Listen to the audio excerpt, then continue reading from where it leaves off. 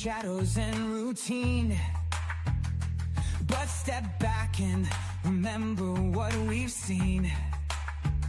How far we have come and what we've achieved. It's actually really crazy hard to believe. But there's still a journey ahead, a lot to do. You gotta keep on pace and push through.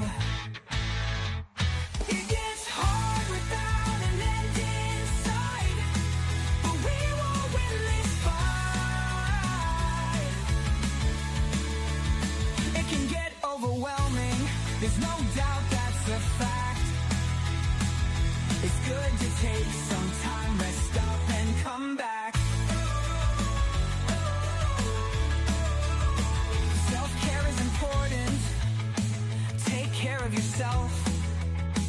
Check out when you need to. What's best for your health. Re-energize, get your head straight. Get your rest, it's worth the wait. Then come back when you're better. Continue the fight against the abuses. Standing up for what's right. Welcome in, everyone. This is another one of those commentary streams where I go through, listen to past meetings, mainly public works. That's my expertise, is the public works meetings. I've been calling in since probably October, maybe September.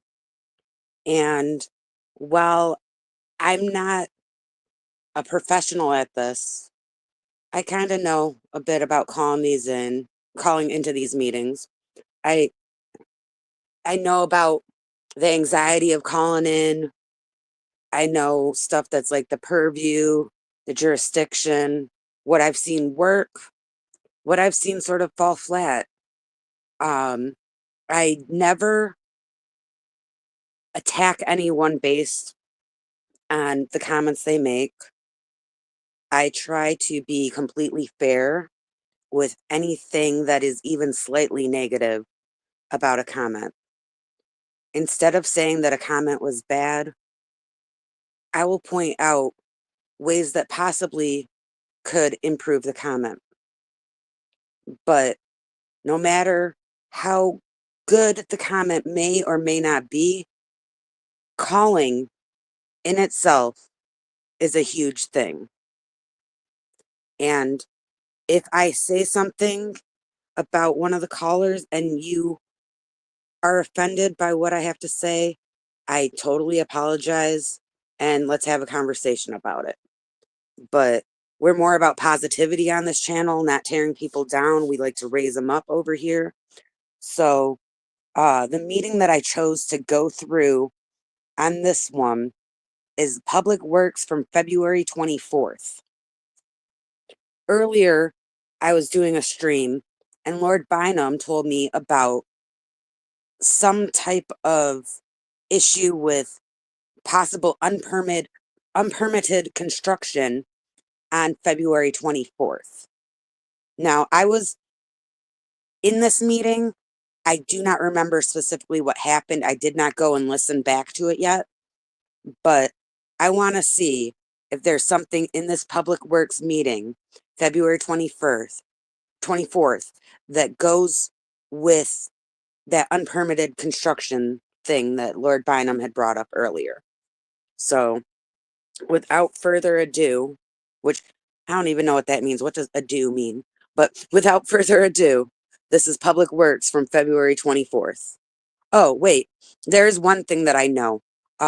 When these videos are made by Audit LA, she tends to trim them down to just involve the people that are calling about the issues that we are concerned about. And I do know I watched like 5 seconds of this. I do know that it starts after one of the people spoke in person. Or at least I assume it did. There was a older gentleman there that day wearing a red hat, and he had concerns. And I forget what his concerns are, but I remember pointing out that he should, needs to be patient because we've been coming here for how many months and they still haven't done anything. So just so you know, this is not the full Public Works meeting or even the full public comments. This is just stuff that's specifically towards the Scientology, planters, permits, stuff like that. Maybe a little sprinkle of goat puppet and F-bomb in here. I don't remember, but let's get to it. Good morning, everyone. Would be nice if I had the volume up. Talk about the permits to close the street closures. I want to thank you because I know we've made progress that now the special event permits are only from Thursday through Monday and they have to clear the street in between, but there's still a loophole. They can still get 52 of those permits a year. There's the reason why there's no loophole, closed is because nobody else is crazy enough to request so many street closures, so there was no need for it. But there is a need for it now because we see the Church of Scientology is abusing that system. And so I am asking if you could please reduce it. I would say a maximum of 12 per year. That is plenty. Having your the entire street closed for once a month is way more than anyone should have to tolerate. But at least that's a good starting point. So I'm asking you to please intervene and whatever process it needs to do to please put some more restrictions. The little restrictions aren't enough. Thank you, Wilma. Okay, so Audit always has really strong comments. She brought up something about how they should limit how many permits, special event permits, an entity can get per year. And if you look at, there's 52 weeks in a year. So would that be 52 weekends? 52 that they could possibly get if they're doing weekends only for the permits. She's suggesting that they limit it to once a month, which would make it 12 per year. If they had a cap on how many special events they could have, then Scientology could not have as many special events as they do and could not close the street as often as they do. This is just a simple thing that anyone can bring up anytime, even if they're currently not closing the streets like they used to, because they've been doing this for decades at this point. The neighbors have complained in the past. They've gone to the city council in the past, and these permits still happen. So if there's any way to put a cap on how many special event permits are allowed on a yearly basis, that would be good. Next to Gigi. Right, can you hear me? Yes, go ahead. Okay, so I'm here to talk about the planners that are on Fountain and LRH. And there's been several individuals who have come to these meetings for several months and expressed their feelings about the planners and also pointed out the ADA noncompliance with the planners. It's been several months and small steps have been taken, but there's nothing that's done about them. They still remain there. They should be gone. Other businesses had planners and they had to remove them, and it did not take this long. They're getting special treatment because they are Scientology. That's the bottom line. And that's not right. Please get rid of these planners. Thank you. I yield my time. So, as I pointed out there were more planters down the road on Sunset that I think it was like a couple months before, those businesses were forced to remove those planters. If you search on YouTube, there's news stories where they have video footage of them bringing in crews from Public Works. They posted a notice from Public Works and then they came in and they removed those planters. Like there's video footage of how they reacted when it wasn't Scientology planters. But we've seen how they've responded when it is Scientology planters. And it's just weird. Those other planters, they were told that it's not fair because, you know, they're on the easement and that's public property and you can't block that. And those people had them out there to prevent homeless people, unhoused people from setting up a camp in front of their business. And they were told that they had to remove them, and they removed them super quick.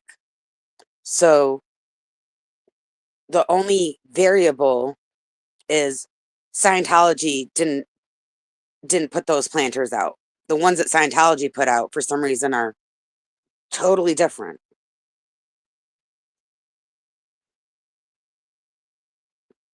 And we'll move next to Yvonne.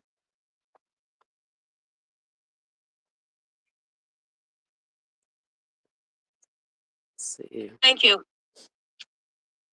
The organization identified as Scientology and its many fronts names wants to suggest that identifying themselves as a church or a religion qualifies them for special status, eliminating the need to be obedient to civil laws and municipal codes. This simply is not true. This board and many other agencies in the city of Los Angeles have been subjugated themselves to this organization. The planters were placed without permits, obstruct free use of the easements. They violate both civil laws and municipal codes in their number and placement. In addition, the offending planters were placed in front of property not owned by Scientology. Planters in front of Kaiser property on L. Ron Hubbard Way and the adjacent home are equivalent to illegal dumping. Planters on Fountain in front of homes and businesses not owned by Scientology also are dumping. Thank you. Scientology. We'll move next to Mo. No, Yvonne is always very strong with her comments. Yvonne does a lot of research and she knows what she's talking about.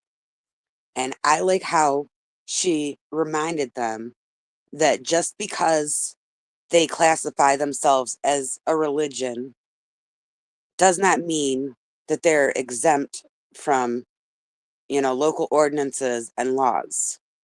Sometimes you have to remind the commissioners and the people in power, you know, what is reality?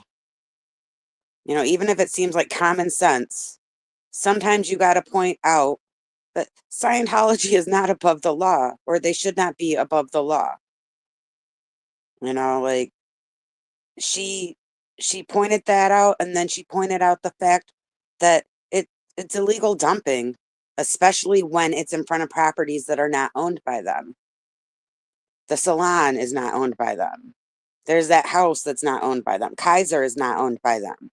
Yet they decided to dump their trash in front of their properties. And that's good to keep reminding them. It's really good to keep reminding them. Let me stress that. Keep reminding them that it is illegal dumping of trash. Those planters, that green netting that they put out there, that is trash that has been abandoned. And it is no longer someone's property because it was abandoned for several months on public property with no permit for it. Like, do not forget how important that is with everything going on, to stress how it was abandoned property. It is the same thing as trash. It is littering. Anyone that decided to help clean up the trash or try to do something about that was helping the city because the city wasn't removing it. Followed by Christine. Go ahead, Mo. Good morning, Mr. Knight and commissioners. Thank you. This is me again, Mona. First off, I would like to talk about the planters. the permits, and the parking enforcement on L. Ron Hubbard Way, Fountain, and Catalina for the rose bushes. That they I'm going to actually pause it right there. And I'm going to rewind it. But listen how at the beginning of Mona's comment, she sort of lays out for you what she's about to address. That is very good, because even if you run out of time and don't get to finish what you plan to say, you're at least getting it out there in some way that that is what's on your mind. permits and the parking enforcement.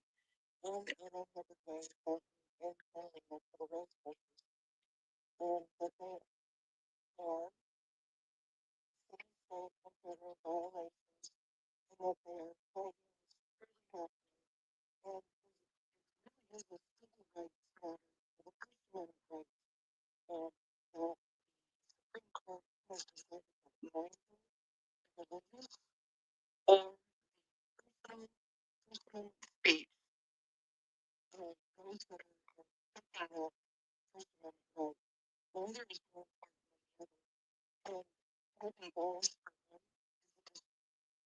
Okay, there's a lag, so I can't tell.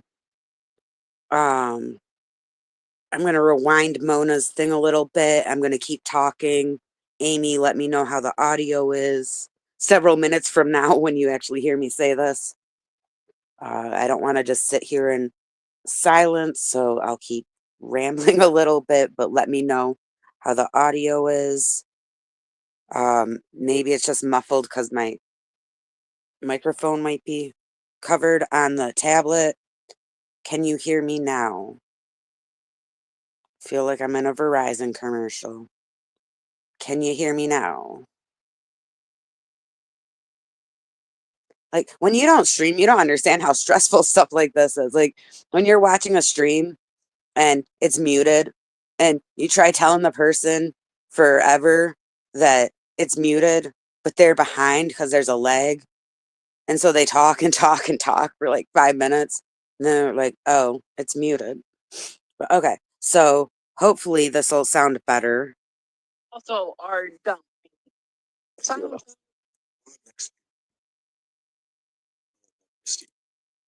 I do also want to point out the volume on this. I have the volume all the way up. It just was recorded at a low level. Good morning, Mr.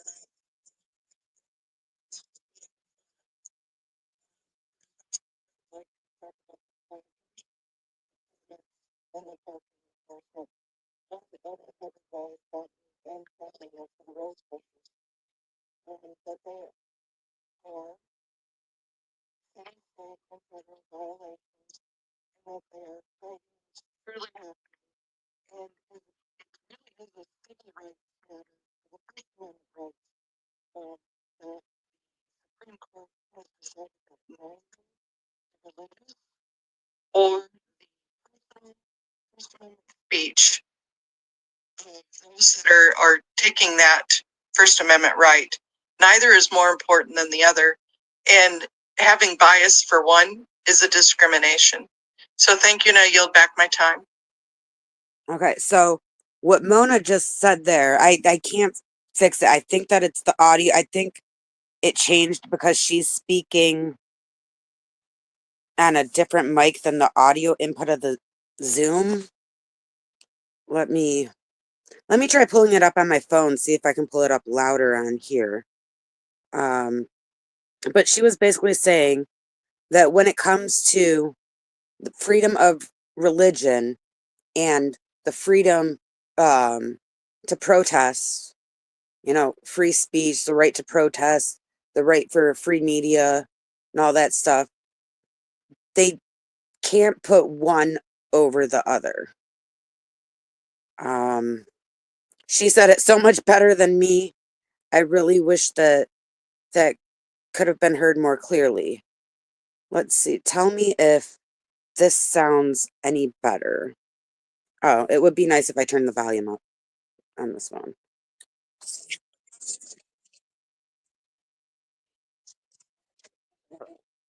Let me know how Miriam sounds on this. Did that sound better?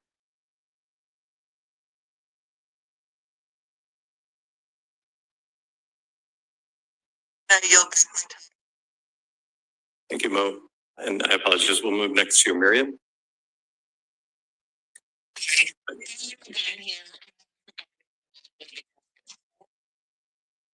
No, like I don't know how to troubleshoot this.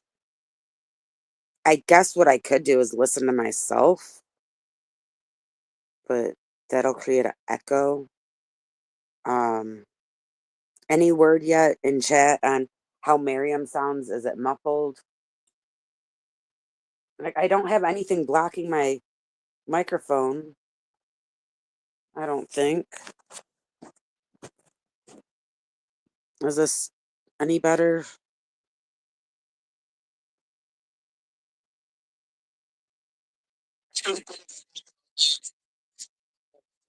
Because on Elmer Hubbard Way. 4 of them were removed. I don't know if they've been pushed from your side or if there has been mortalities, because Scientology is known for being enforcing forced abortions to their Sea Org members. So, I have to go and listen on. to their Sea Org members. I have to go and. Okay, yeah. I think it was just something to do with Mona, since it's coming through as like computer audio for the recording, but then her audio is through her microphone. So I think that's what it is. But okay, let's go back to the beginning. We can't forget how awesome it is that Miriam points out the baby caskets, like the shock and awe of it. Caskets. Oops.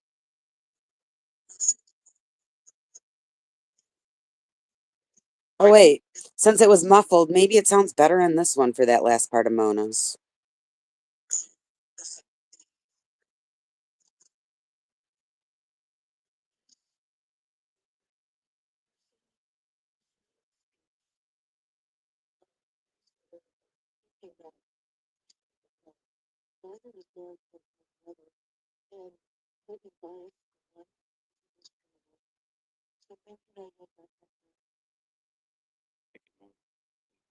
We'll move next to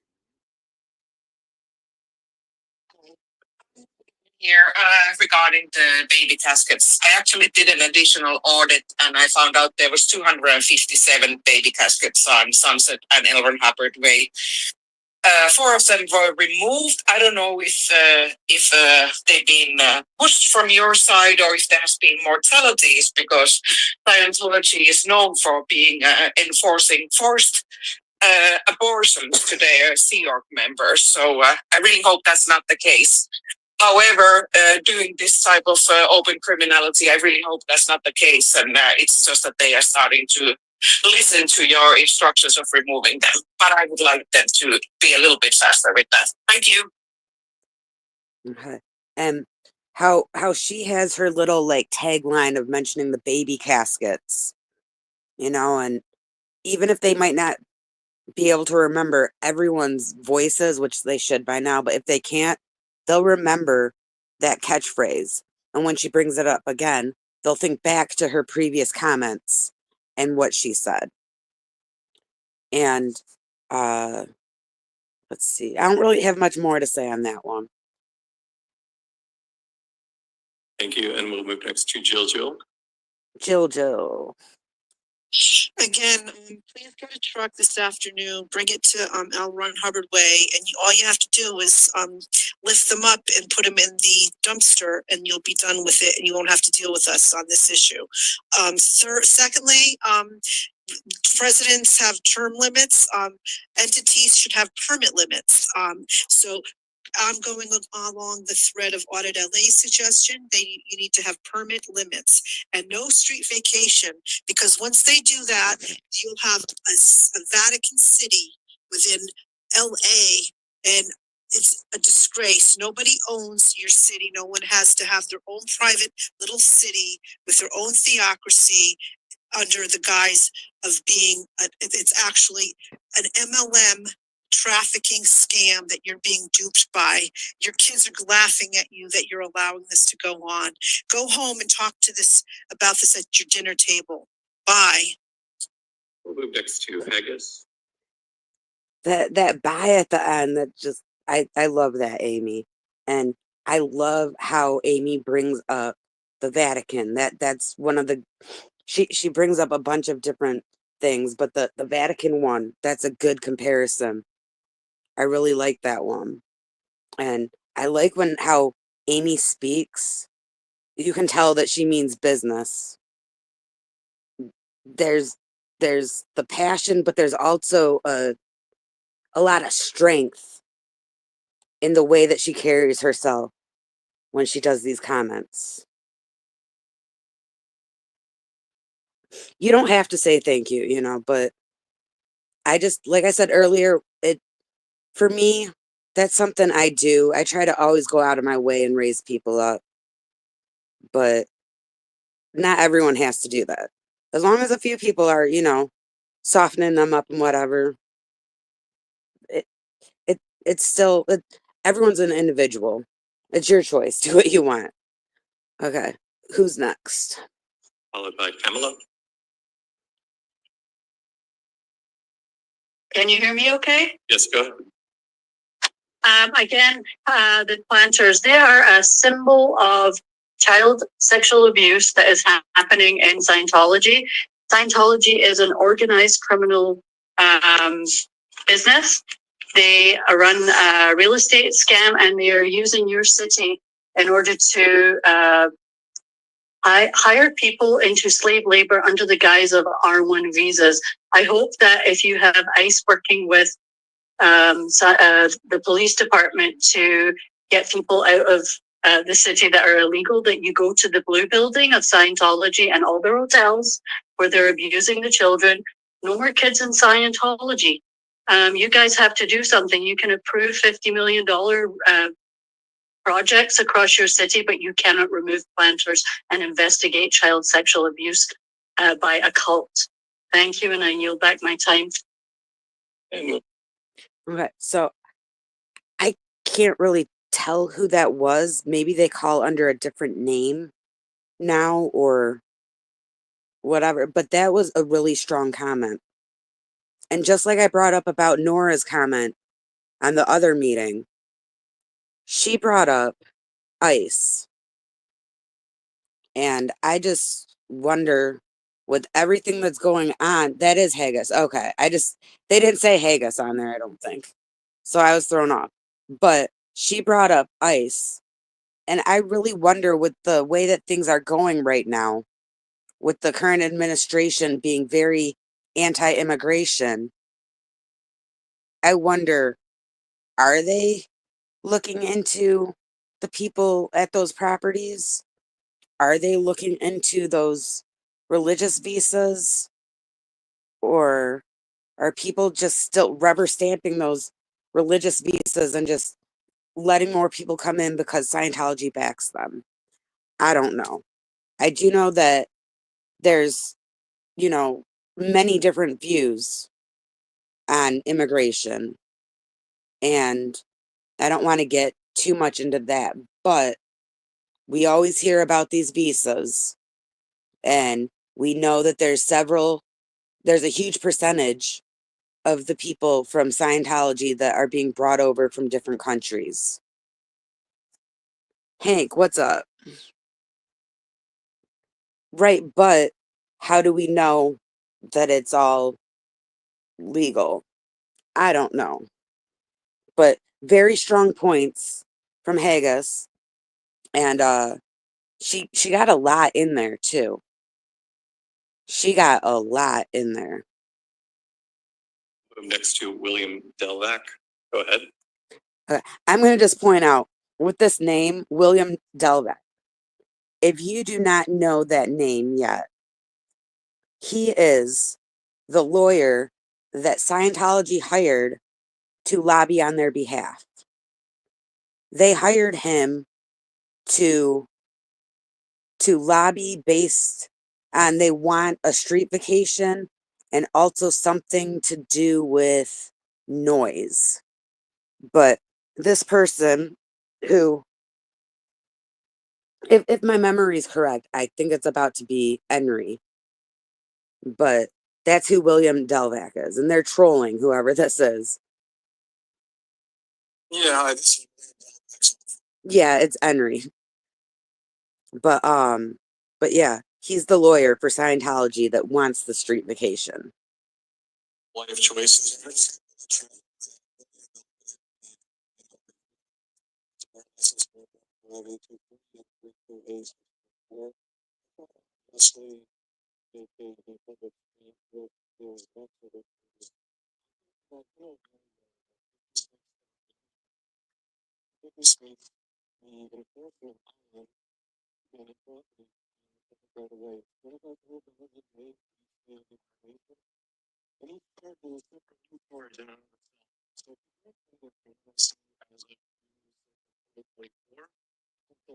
It's at least close to $1 million of revenue that you guys are missing out on. So go ahead and find Scientology, all right?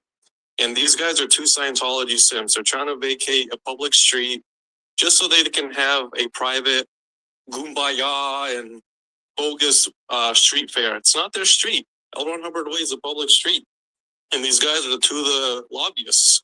And they're trying to unjustly do them. We'll move next. And finally, to I really like what Henry said about how he put the numbers together and told them about the fees that they could collect. Like, I like when I hear information regarding the money because the city cares about money. That's like the bottom line with any city, money. So if there's a way to point out how they could make more money, how they could find certain entities and get the money to pay for different things, that's always a huge thing. Miss. Okay, and this is, he said NIS, but this is NISA. And NISA's been calling in a lot regularly.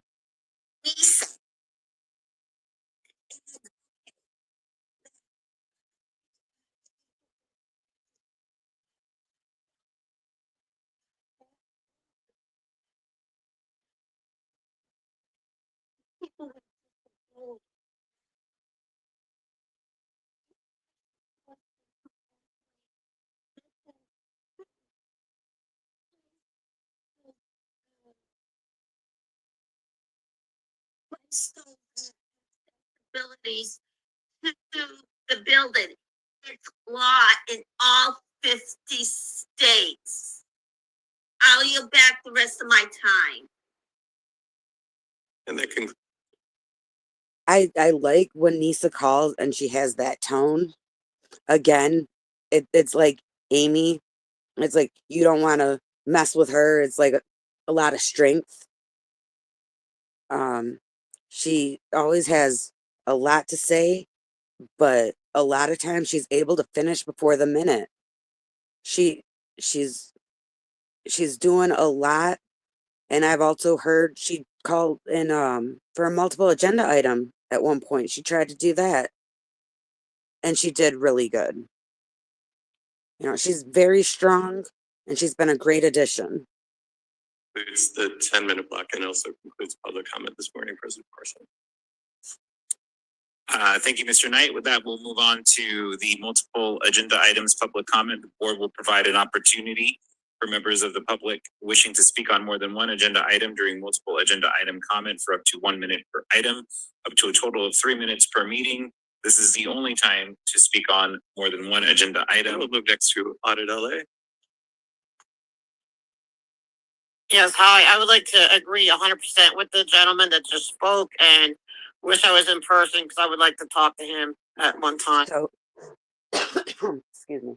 That's the man that I was telling you about at the beginning that was there, the older gentleman with the red hat. And I forget what he was talking about, but he wanted something fixed. And he was reaching out, asking Public Works to do something. And nothing was being done. But that's who she's referencing there. Audit LA. Yes, hi. I would like to agree 100% with the gentleman that just spoke.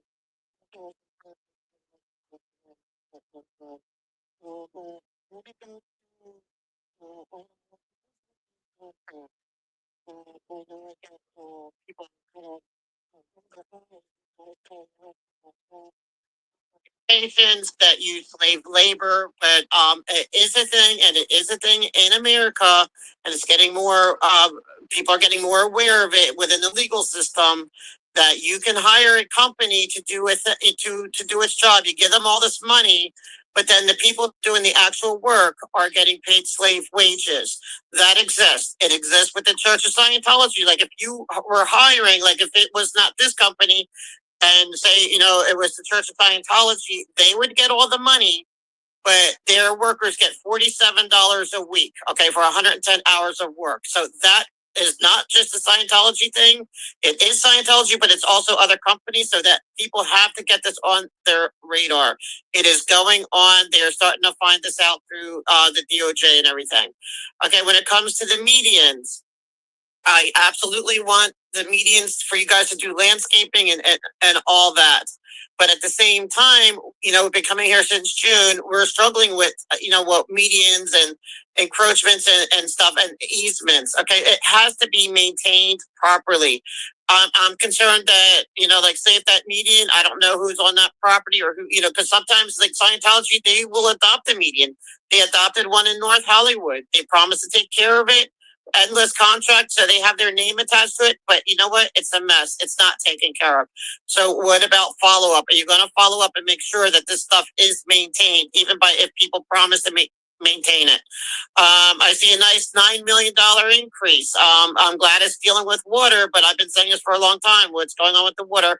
I'm glad to see that you guys are working hard to fix our water issues. So I thank you for that. To me, it's a failure from previous commissions that that this stuff should have been taken care of already. For the last issue, I am glad to see that you are removing this. I like how I see that you're removing this contract because you're thinking, oh, we can do better. We can, how to save money, and that's what I want to see more of. I want to see more of you guys being more analytical in what comes before you, rather than just rubber stamping whatever. So you're somebody's starting to think about this. And that's what I'm asking you to do, to put more pressure on the agencies underneath that you govern and ask them to be more critical and how to save money, make sure they're looking for all the legal things. Like I said, no slave labor, no abuses, and just be more vigilant. So I appreciate you for doing that. And also, like I said, that other guy, I agree with him 100%. So, as I was listening to that, she was speaking about the medians. And she brought up a really good way to tie that to Scientology. She was talking about how there's like that program where you can like adopt a highway, adopt a street, adopt a median, whatever. And she pointed out how sometimes Scientology will do that. And I remember looking at the agenda for the Public Works meeting tomorrow. Tomorrow, item 2 is going to be about medians. So if you want to call in tomorrow and you want to try to do the multiple agenda items, go back to Audit's video, Public Works, February 24th, or rewind here a little bit and jot down some notes from what she said for the multiple agenda items for item number 2 concerning the medians, or the second one she spoke on concerning the median. And you can use that on Monday.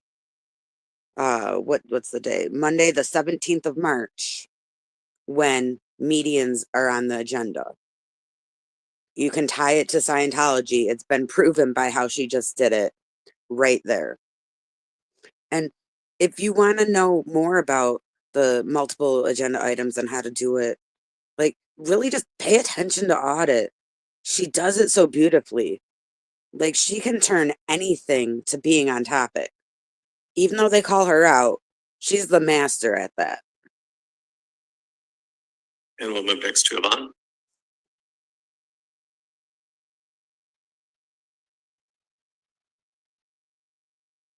Go ahead. Thank you. I got dropped off again and fortunately reconnected. Hear you. I'm sorry. My point I want to make in general is that what you're being presented to vote on today does not include enough information to make a well-informed decision. Number two, the sidewalk issue. Yes, that would be a wonderful thing to have, but there is no plan of how to implement, whether it's going to be one by one or block by block or city division or citywide. This is just a plan and it's so expensive. We need to do things more immediate, like the 100 that are in downtown, as were mentioned, and other places that are just impassable. These need to be done now, not sometime off in the future, at an undetermined date. The Hawaiian garden, the Japanese garden water project, I approve of it being scaled back. And my only complaint about that particular item is that using the FDA's requirements for the use of pesticides and herbicides is not good enough. The Japanese gardens require a very balanced environment, and there is absolutely no reason to have additional pesticides and herbicides going into that area. What comes through the sewer treatment plant is already a burden enough on the plants and wildlife and the clams and all of the components of that system. I hope in the future that the United States will be interested in regaining some of its good international relationships, and that you coordinate with the Embassy of Japan and maybe a Cal Poly Pomona student to enhance that system of the water gardens. It's a very important feature, and it is educational and create more and more water recovery systems like that, even in your landscaping in your gardens and homes and apartment complexes. That's all I'm going to talk about today. You're going to run out of time on me. Thank you, and please ask deeper questions. I appreciate. That's 3 minutes. Thank you.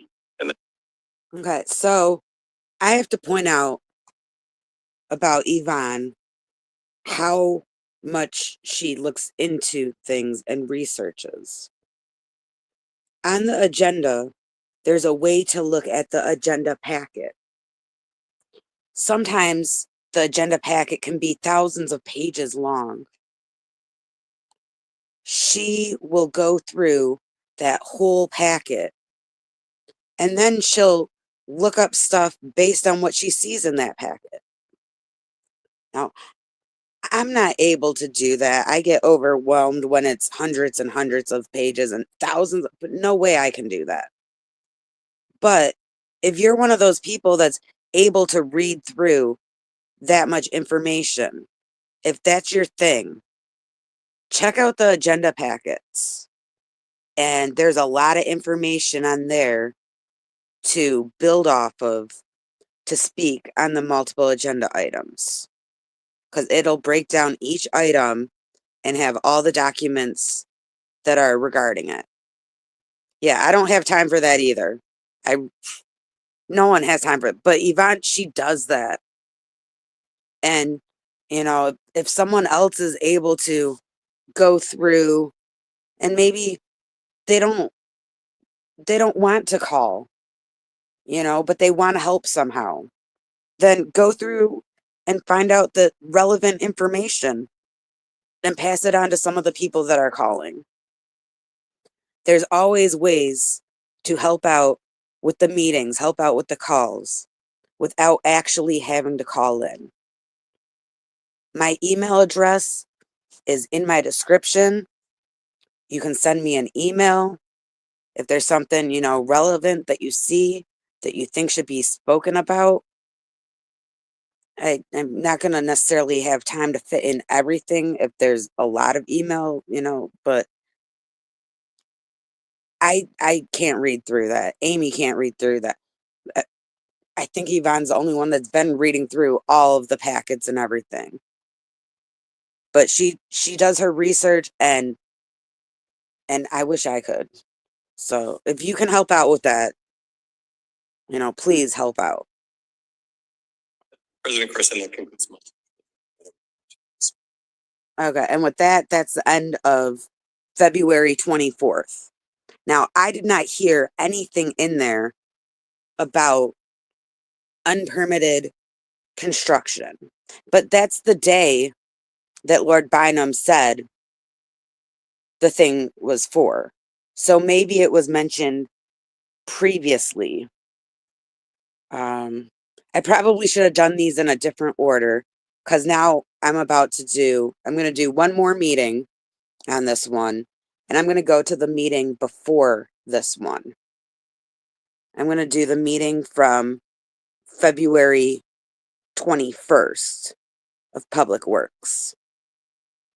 But just to go back to what Amy was saying, it is such a disappointment that there's not bigger coverage for the calls. People are really sleeping on how important the meetings are. And I've heard people say that they were going to talk more about them, and it just gave us false hope. I know that there are bigger things, and some people just don't prioritize the meetings at all. But sometimes, like when no one else is going to talk about the meetings, I just had to do this. I don't want to be a streamer, really. I don't want to have to put the spotlight on the meetings. I wish that some of the bigger channels could bring them up more. I wish that there was more awareness, out there, more spotlight on there. But, I'm doing what I can. I'm trying to help out with people that want to learn how to call in, but really, like, the main thing is that even if bigger streamers aren't giving as much attention to the meetings as we believe they should, we got to keep going regardless. Like, I'm not going to let that slow me down. I'm not going to let people saying, they're not important, the meetings aren't important, I'm not going to let that, like, influence me into just quitting and giving up. Like, I know that words that I spoke, words that Amy spoke, words that Audit, Mona, Yvonne, Juju, Haggis, Nora, who else called in? Nisa, Great Grandma, Henry. I know that our words are not for nothing. I've seen changes that were because of us speaking out. We are doing something. And like Kirby's mom, she doesn't call in, but because of her and Audit, Miriam, how could I forget Miriam? But Kirby's mom and Audit got that 71-page report. And a lot of people, like the bigger channels, aren't discussing that. But that's a very important document. And there's a lot of people that are stepping up that aren't being seen. But even if you aren't seen by everyone, I see you. There's those of us that see you, appreciate what you're doing, and we can't give up. You know, like, this isn't about getting credit. You know, it would be nice to have more eyes on this stuff. Because this stuff is important. Those planters, getting them removed was important. That inspection that Kirby's mom and Audit got was super important to get those planters removed. But let's move on to February 21st. Oh, is it buffering? I don't know. My signal says strong.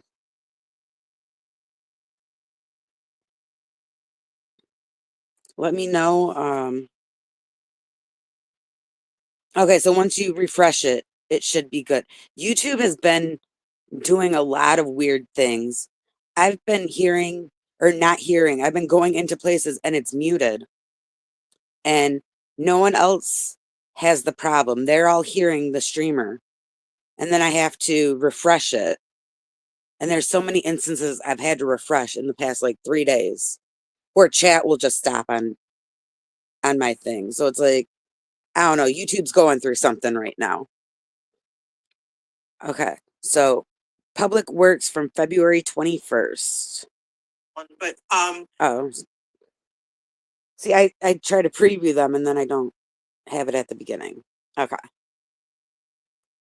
Ms. Matson, if you'd like to open up general public comment for us, please.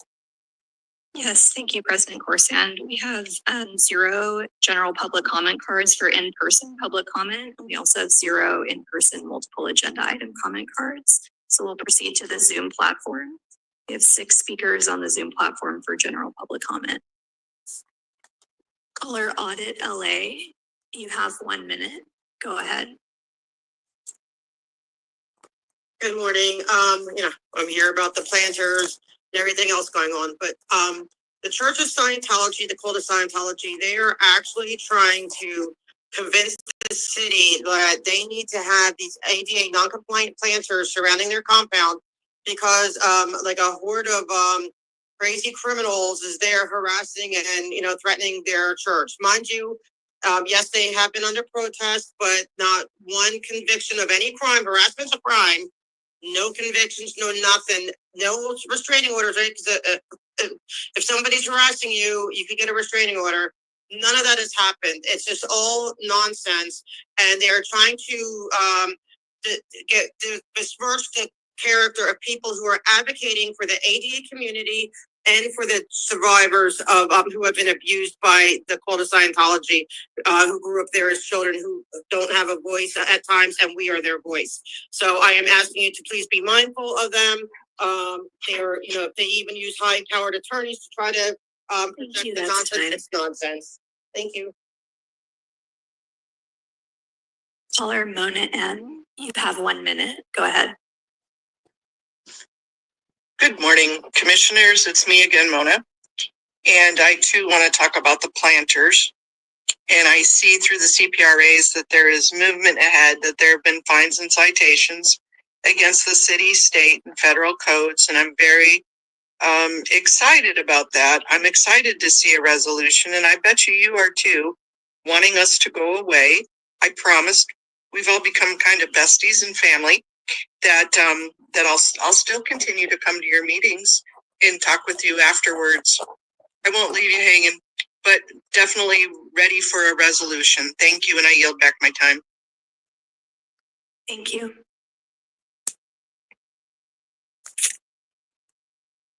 Caller Yvonne, you have 1 minute. Go ahead. Thank you. Yes, on the planters, get rid of them. Number 2, your minutes are getting better, but you could take a lesson on how to do them even better by looking at the Disability Commission. Their minutes are appropriate and they can do it. I think you can too. And that is to include the public speakers and their names and the topics they are concerned about. I'm going to pause it right there because what Yvonne pointed out is that they are not record keeping in the correct way. When you look at meetings and the minutes that they do for other meetings, they usually will describe what happened during public comment. Like they would say, Speaker Audit LA talked about planters and permits and Scientology or something like that. Like some brief little description. They're not going to do transcripts of word for word, but usually in the minutes they have some description. So when you look back at the archives, you can tell what was spoken, you know, by the public commenters. When it comes to the public works minutes, they do not have any description of that. Last time I looked, they just say something like there were public comments.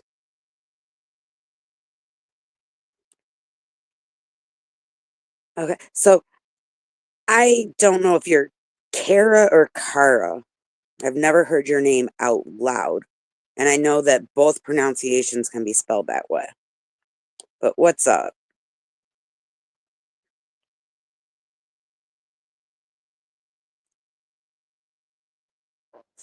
So, are you saying they're not only trying to get a street vacation in Los Angeles, but they're trying to get a street vacation in Clearwater? Is that what you're saying? See, I need to follow Tony Ortega a bit more.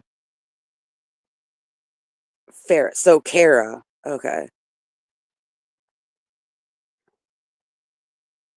But, yeah, so if they're doing that, there's a lot of like people that are protesting in different states and they'll never listen to my stream. They won't hear my words right now. But if you go and you watch streamers that are protesting in the other cities across the country, give them a heads up about that because it might be happening in their city as well. Like that's something to make sure that people know about so that they can become active in the city council meetings and stuff locally in these different cities. Like, it's not just Los Angeles. It's not just L. Ron Hubbard Way. They're gonna do it at all of them. If they're going to clear, they're gonna do it at all of them or more of them at least. Yeah, and that's scary. But yeah, let everyone know. That's something. Spread that around and let people know.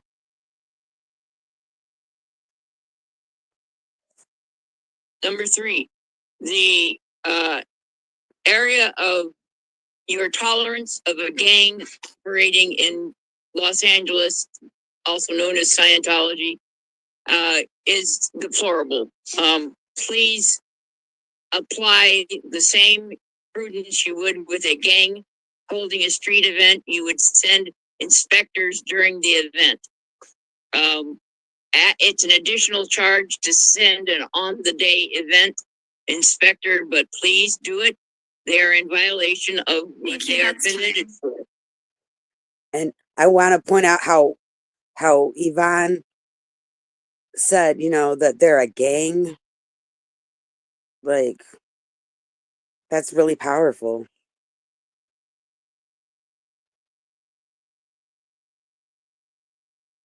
Caller Chi-Chi's phone. You have 1 minute. Go ahead. Yes. So first, I want to say it's kind of frustrating that 4 commissioners are always on time. 2 of them are early, really early all the time. And then there's another one that is always late whenever I'm looking at the Zoom and waiting for the meeting to start. But besides that frustration, you know what's even more frustrating? That the planners are still there. It's been several months, and I'm going to be realistic. You guys are trying to do something. I do not blame anyone on this commission because there's other people that are stopping it, in my opinion. But the planners should be gone by now, and this is ridiculous. It should not be this really huge task. It should be something that you should be able to just snap your fingers and it's done. It should be instantaneous. It's not that big of a deal. Yeah, it's a huge deal. Please get rid of these planners. It's been way too long. Thank you. Thank you. Okay, and notice how at the beginning I was talking about the commissioners and who's always on time and who's late. In case you were wondering, I was talking about Commissioner, or I guess he's President Pro Tem Grant. He's always like the first one there. And Commissioner Mitchell, she's there early all the time too. Chavez and Corson, they get there after, but they're still on time. Commissioner Kang or Kong, I don't even know. He's really not noticeable in these meetings, but he's always the last one that they're waiting on. And it's frustrating, but I tend to add stuff in there about the actual meetings. And some people think maybe I should focus more on Scientology in my comments. I could use that time to have said something more, but I feel it's important to point out these things. And like I said, I don't blame any of them in particular for those planters still being there. You know, like there's several people that are involved in getting those planters gone. And I have suspicions that the mayor just didn't want them gone. She's very pro Scientology. So I want to be fair with these commissioners. But as previously stated in another stream and then in another meeting, I do go off on them sometimes, and I dropped so many F-bombs against them. So it's not all, you know, like kissing their ass. It's not like that. I just try to be fair about it.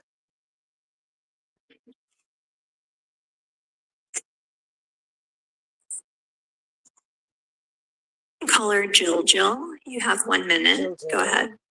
Yeah, I'm gonna continue on that thread of the planters. All you have to do is get a truck there this afternoon and remove them. Doesn't make sense. You're listening to a group of people that are considered occults in other countries, and they're taking advantage of you, just like they took advantage of the IRS. Don't be bullied, just get rid of them. And if they bother you, you can get an attorney and go after them too. Like people have gotten restraining orders overturned from that. The Scientology people have gone after them because they're protesting. And if they go after you, you should get some representation from the city so that they can be gone after. Bye.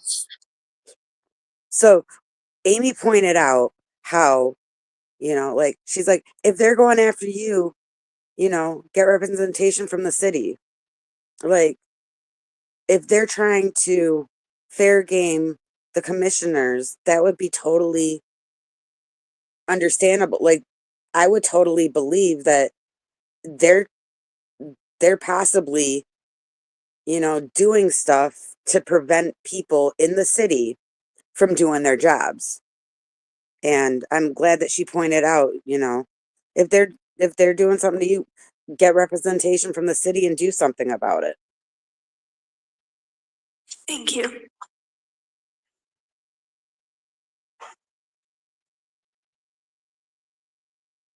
Caller George Casares, you have 1 minute. Go ahead. I just want to say I'm still waiting on a report from the deputy. As of yesterday, I made a crime report. This board listens to law, and so do I, and law is what governs us all.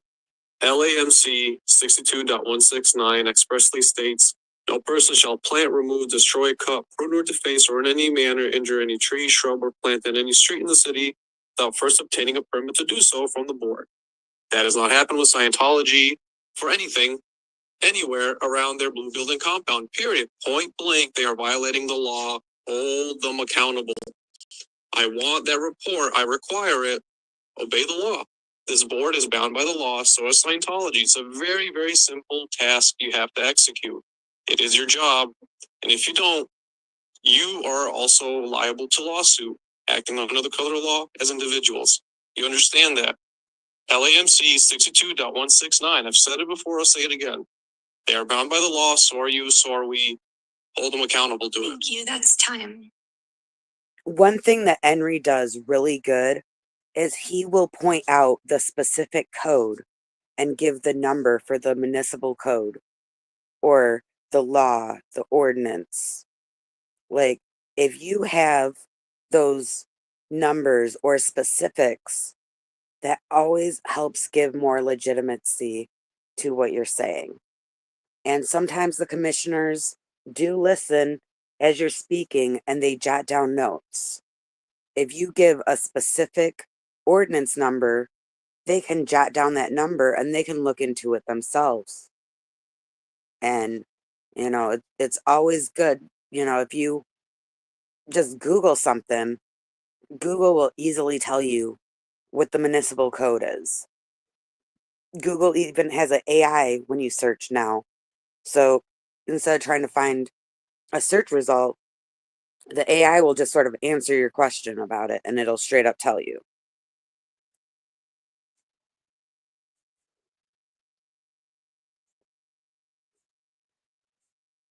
President Corson, that's all of our speakers for general public comment today. We've got 2 speakers on the Zoom platform for multiple item agenda comment. Thank you. With that, we'll close public comment, proceed to multiple agenda item public comment. Caller Audit LA, you have 3 minutes. Go ahead. Okay. And before Audit speaks, I'm sorry if there's weird noise. For some reason at 10 p.m., someone's outside revving an engine, but I don't think you can hear that. But before she speaks, this is for the multiple agenda items. And if you want to step into that, that aspect of things, pay attention to what Audit says, how she ties certain things. If you hear that she's talking about medians and you see medians in the agenda, you can borrow some of the stuff she said to tie it to Scientology. Listen for the ways that she does it. She has to do a little bit of gymnastics sometimes, but she is the best example, in my opinion, to figure out how to do non-topic stuff on topic. Yes, thank you. The first one I want to talk about when you're talking about sidewalks and encroachments, that is just a reminder that, there has the people that are under you, the Bureau of Street Services, they have to do a better job at and this is going to go for number 2 as well, the revocable permits. They have to do a better job of knowing what they're dealing with, knowing who they're dealing with, and also fair play. I remember a couple months ago, a gentleman, they were brought in because they had non-ADA compliant planters and they were fined by the city. He was like forced to go and do what he had to do to get the proper permits. And in the situation we've been bringing here for all these months since June, I know, and I stay on topic. Yeah, ma'am, I am. That's what I'm trying to make a comparison. Okay. That it has to be fair, okay? Because you can't treat like this revocable permit. I want to know. I'm curious how they got here. Is it that they went on their own and just did it because it's the right thing to do, unlike what Scientology is doing, and just forcing you to do it, or did the city have to kind of intervene and try to force them to do it, and they had enough sense to actually go, and do it, unlike Scientology at this point. And then beyond that, okay, once you're doing this process, what about afterwards? Are they going to maintain the sidewalk? Are they going to maintain the encroachments? Are they going to do it the proper way? And so I guess I just have a lack of faith. And I know you're the commission. You're not doing the day-to-day, all that. I get it. It's the Bureau of Street Services, Bureau of Engineering. But all I'm asking is for oversight, just to make sure that as you are, taking care, I just don't want what's happening in our situation with the cult of Scientology to happen again for another group of people, because it's not fair to the ADA community to have to suffer for months and months and months and months. Because there's an entity that doesn't give a rip about the disabled, but also because the city's just kind of slow and and not moving quick enough, or not really looking and not doing what they need to do. Okay, and as far as sanitation, Again, I would suggest anything dealing with sanitation to give them the go ahead to remove planters that are not ADA compliant, because that is that are in the Please stay encroachment. on topic. I am, ma'am. I am. It's sanitation, right? So what I'm trying to say is I'm asking the commission to arm the Department of Sanitation to remove the trash, right? Because that's what they do. And anything left on the encroachment, okay, is garbage. It's trash. And it should be able to be removed by the city. Or by people. Like I should be able to go there and remove those planters. So what I got from that is that if we are saying the planters and the green netting are, abandoned trash, that would be a sanitation issue. So if the agenda item is talking about sanitation, you can bring up that aspect. Also, audit points out when they try to say she's off topic, she points out that she's doing a comparison and that she's allowed to do a comparison. Interrupting her and making her defend her topic or her being on topic eats away at her time. And that's not fair. But she did good at getting them to shut up, and she just kept talking because she was giving a comparison. You are allowed to compare and contrast. You are allowed to bring up the past with how you've witnessed them deal with issues and say that you have no confidence in them because of what they did in this situation. They might call you off topic, but just keep going. Listen to Audit and how she pushes through when they call her off topic. And the worst they could do at the end of the day is just cut you off completely. So keep talking until they do cut you off.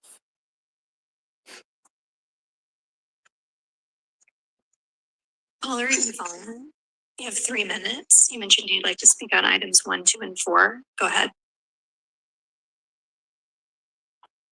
Yes, I'm sorry. It's 1, 2, and 3. Number 1, the transit enhancements. I'm all for getting rid of old, ugly bus benches. However, my concern is that you're turning around what was a great effort by Lady Bird Johnson to get rid of all the billboards in town or along the freeways, and all this excess focus on advertising is going to be an eyesore. The other thing I want to talk about on the bus stops is that some of the new bus stops have like 3 pillars to sit on, and those pillars are not at a height for somebody that is, in the example, 5'10", that has a bad hip, and once you sit down, it's difficult to get up. And without any armrests like you would have on a typical bench or the back of the bench, it's difficult to get up. It's not everybody's in a wheelchair. We have different levels of ability.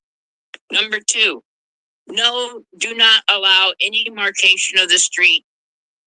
We have seen on L. Ron Hubbard, the naming of the street, the police department, and all the way from the new cop to the senior cops told the public that street was owned by Scientology.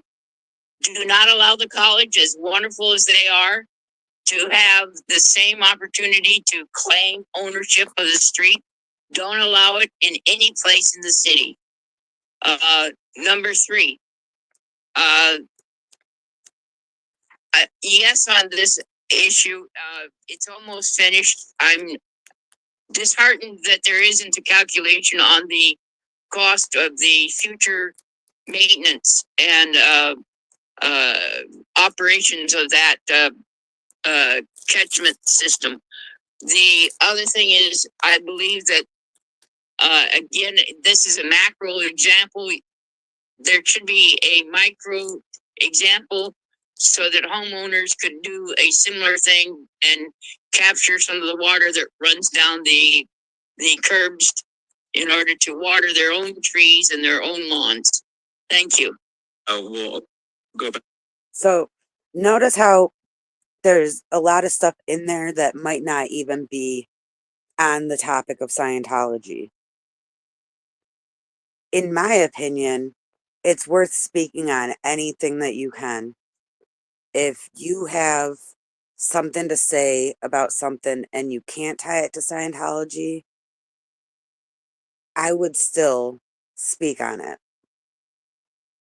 And also when she was speaking about certain things that, like the bus stops, and how someone with disabilities wouldn't be able to use the stools, or I forget how she worded it, but when she was speaking about that, that's bringing in, you know, like American Disability Act, the ADA, you know, and even though that's not Scientology, it's sort of wrapped in there because those planters were non-ADA compliant.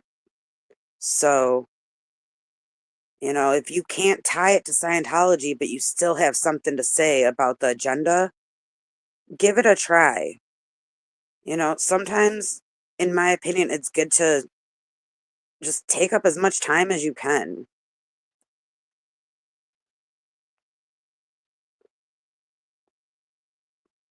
Awesome. Do they have Zoom call-in on that?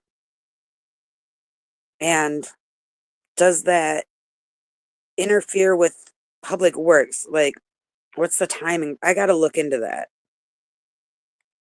Because maybe if people there aren't going to do something, maybe someone else can try to speak at the meeting. Okay. But yeah, please tell any of the smaller, you know, cities that are out there, like, well, they're not even small. At this point, there's more people. But the cities that get less attention with the protesting and stuff, let them know that it could be their city next, and to keep an ear out for it happening there. You know, like the people that are in Chicago, the people that are Portland, Austin. I'm out of the loop. I don't know where else they're protesting in the US, other cities, but let them know. I'm pretty sure a lot of them are not listening to my stream. So if you go, you watch them, let them know about the street vacation.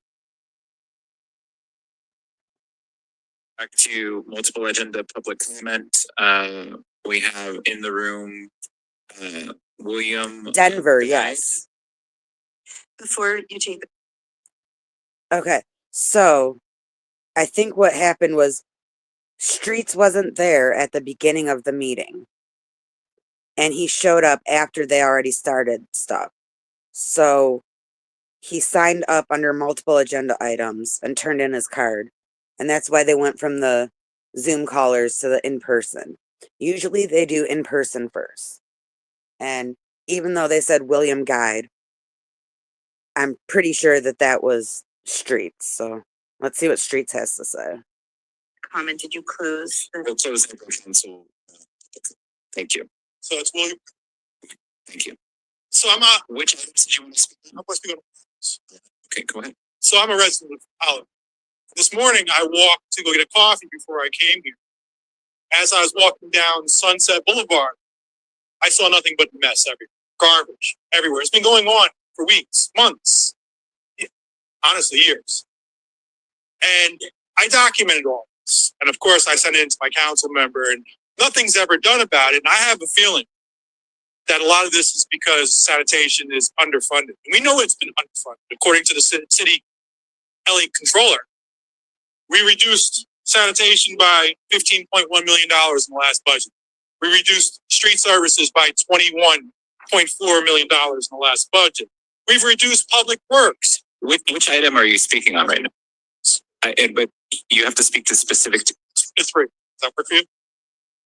Please keep your item, keep your comments restricted to that topic, which is a specific memorandum of agreement or understanding. I'm doing public comment, which I will talk about whatever. General public comment has closed. I'm sorry. You're on a multiple agenda public comment. You can speak on any of the agenda items, but restrict your comments to those agenda items. Sanitation isn't.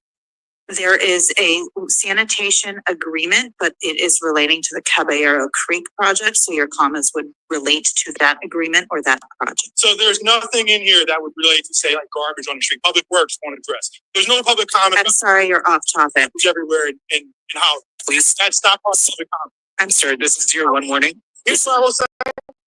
I have all your names. I'm gonna hold all of you accountable. You guys have a good day. You're gonna learn about it. Great. We'll move on to our. Okay, so no matter what your opinion is on William Goode, he is very strong at speaking at meetings. He's a veteran at this. He's been doing it a lot. They kept telling him he was off topic, but he knows how to keep it on topic. That's why he tied it to an agenda item that was talking about sanitation. So it goes to show that people like Streets, people like Audit, that are really good at finding a way to be on topic, they still get called off topic. So do not, feel bad if you speak and they tell you that you are off topic. And Streets, he just talked right through them. And like I said, they can cut you off. But until they do, why not just keep going? PF auditing session. I think this is Shirt Guy.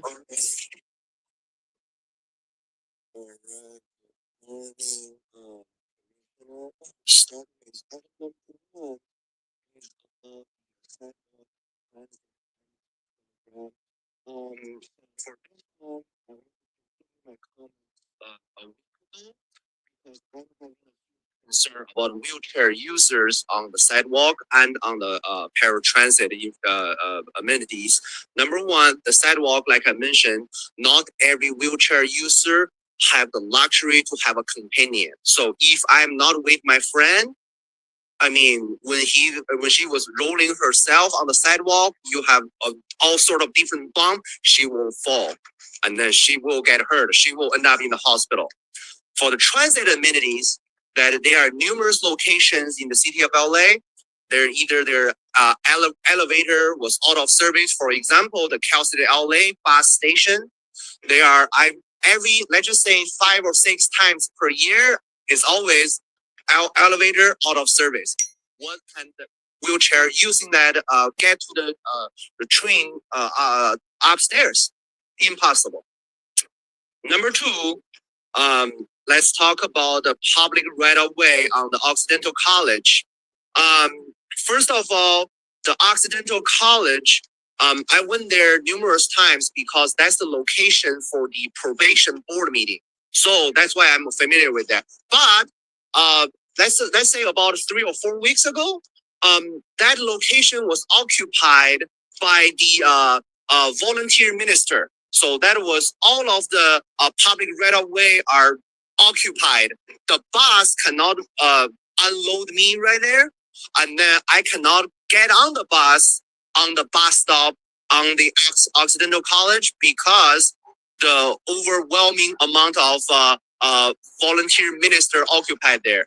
But I want to make sure we have to protect the public right-of-way, not only in Occidental College, but in everywhere in the city of LA. Item number 3 is about Bureau of Sanitation. Yes, Bureau of Sanitation. Again, my comments is wait. So I'm gonna pause it right there.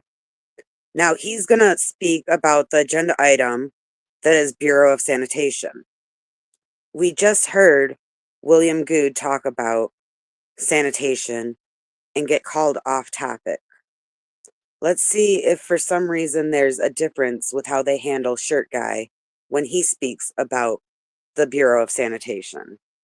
Works, Bureau of Sanitation.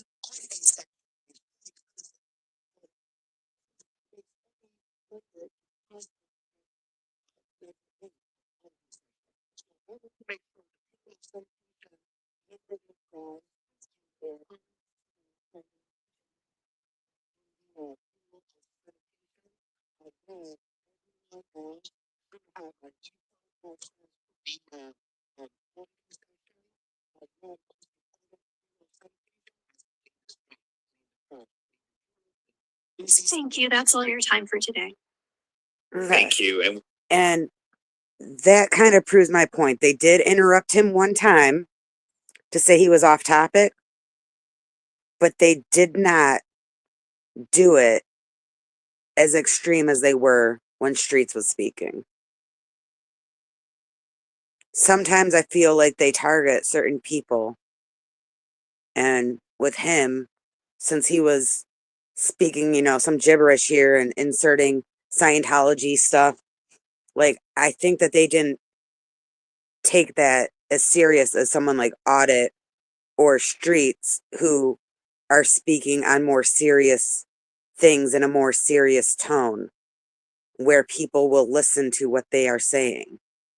And I think they see that they need to interrupt them a bit more, because Shirt Guy, he was just told once.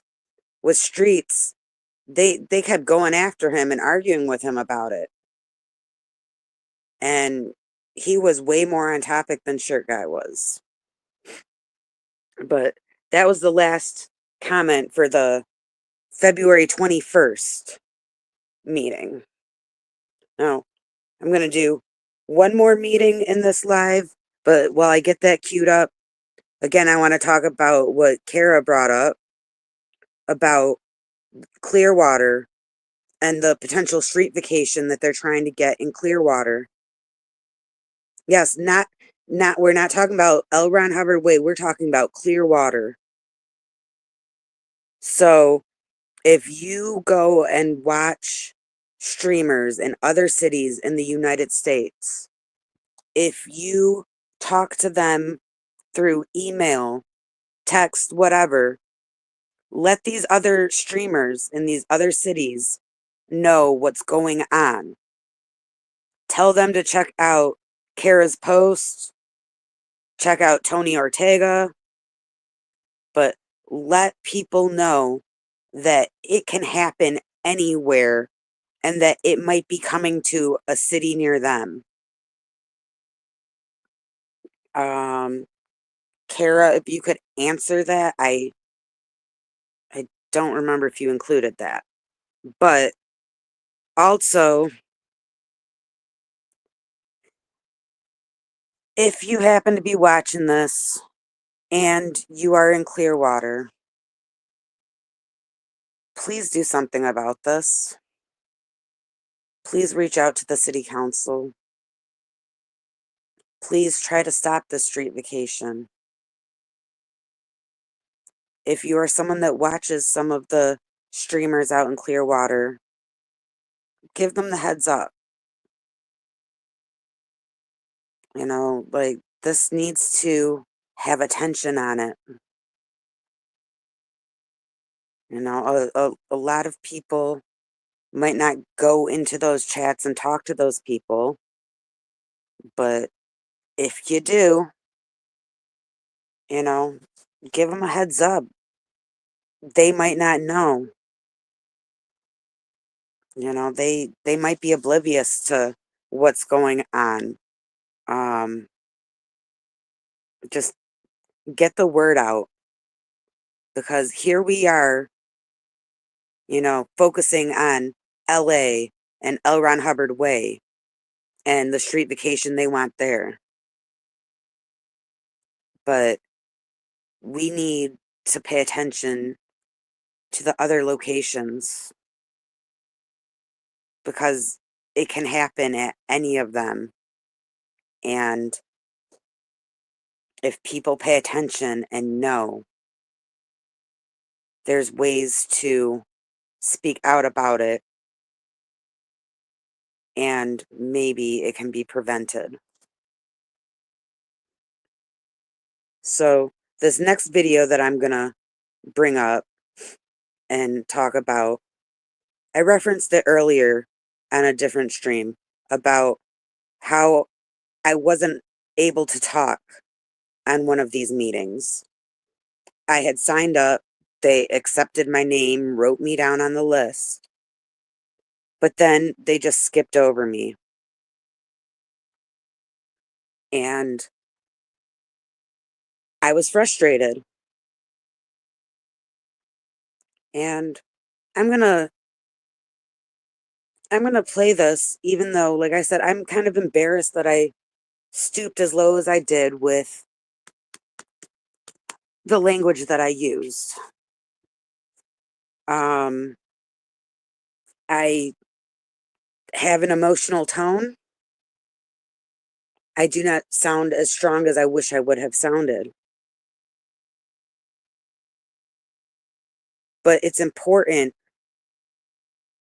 to see that even someone, like, I feel like I'm strong at these calls. Even someone that's been calling in for months can sometimes mess up and not have the strongest call, have a very weak call. If you want to see the video, I mean, it's just showing like the commissioners as it's happening. It's on Audit LA's YouTube. And I know I forget when it was, but it's titled something like Ganja Treated Unfairly. And I still can't find it. Maybe I passed it. But it's on Audit LA. Most of the commentary I'm getting, or most of the audio I'm getting, is from Audit LA's YouTube. It's like halfway through.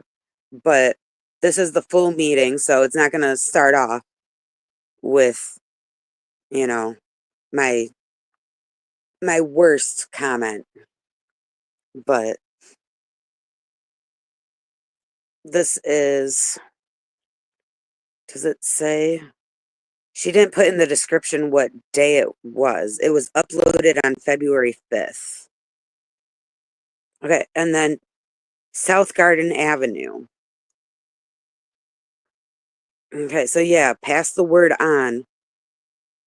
You know, if you are in contact with the Clearwater people, let them know. Let the other cities know.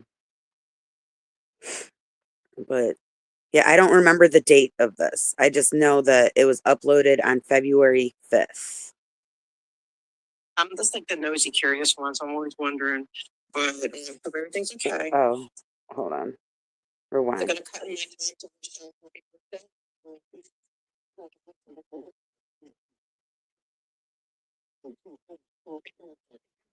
Okay, so for the record, this was the day of Commissioner Mitchell, Judge Mitchell's birthday. So if anyone wants to know what date it was on her birthday. But I don't remember when that was. Just curious. I see a lot of talk. I mean, everything's okay when I see everyone talking. Just like the nosy, curious ones. I'm always wondering, but hope everything's okay. But anyway, I'm here about, guess why? The planters. But we got a good update. I hear, according to Carlo, that they are finally, the city attorney is going to be going for enforcement, and that their first hearing is in February. I hope that's true. I'm kind of thinking that maybe the Department of Disability did get involved, but the sad thing that makes me sad is that why even at this point would they not just remove it and do the right thing, right? What does it say about an organization that would make the city go and to court and waste resources, waste time, okay, to do what's legally required of them? Okay, it's how can they win a case when it goes against ADA federal laws? You know what I'm saying? Thank you, Speaker. Thank you. All right, I don't see any other public comment cards in the room, so we'll go to the virtual platform. All right, we'll start with our hands raised. Our first hand raised on the Zoom platform is Amy's iPhone. Amy, you'll have 1 minute for general public comment. I need to reiterate what Audit just said. I think it's awfully embarrassing that you're going to be put in the dustbin of history, that you have to have a hearing on planters that just could have simply been taken like an afternoon, like an hour to remove them yourselves, that as they were not removed per the order of the city.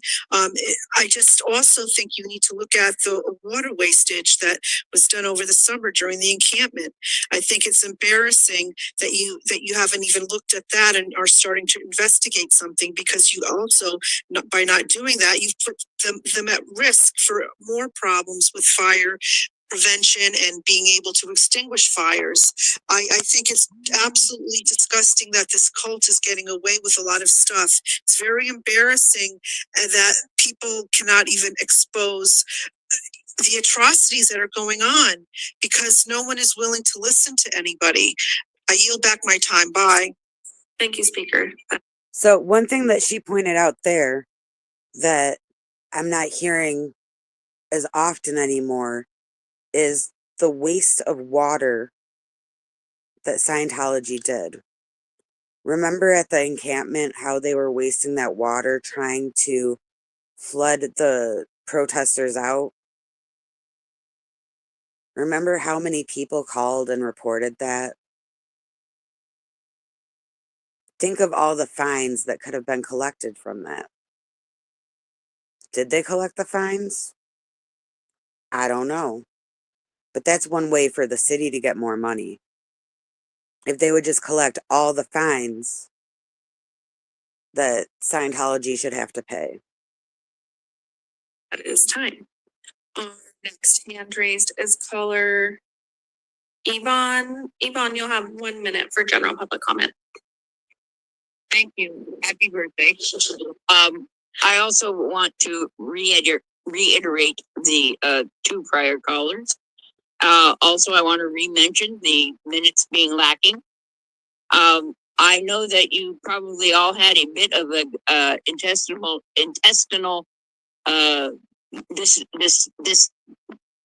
distress when the president canceled all grants for his approval.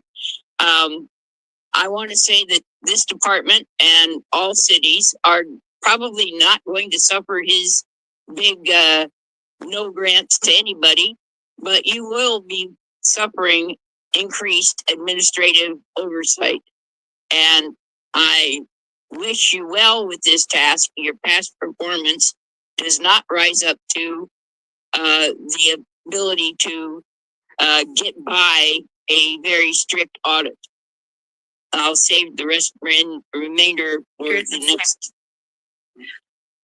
So she pointed out the callers before, the speakers before her. I think it's always good to co-sign what speakers before you have said that you agree with. It gives more credit to what they're saying and adds on to what you're saying because there's more people that are specifically co-signing it.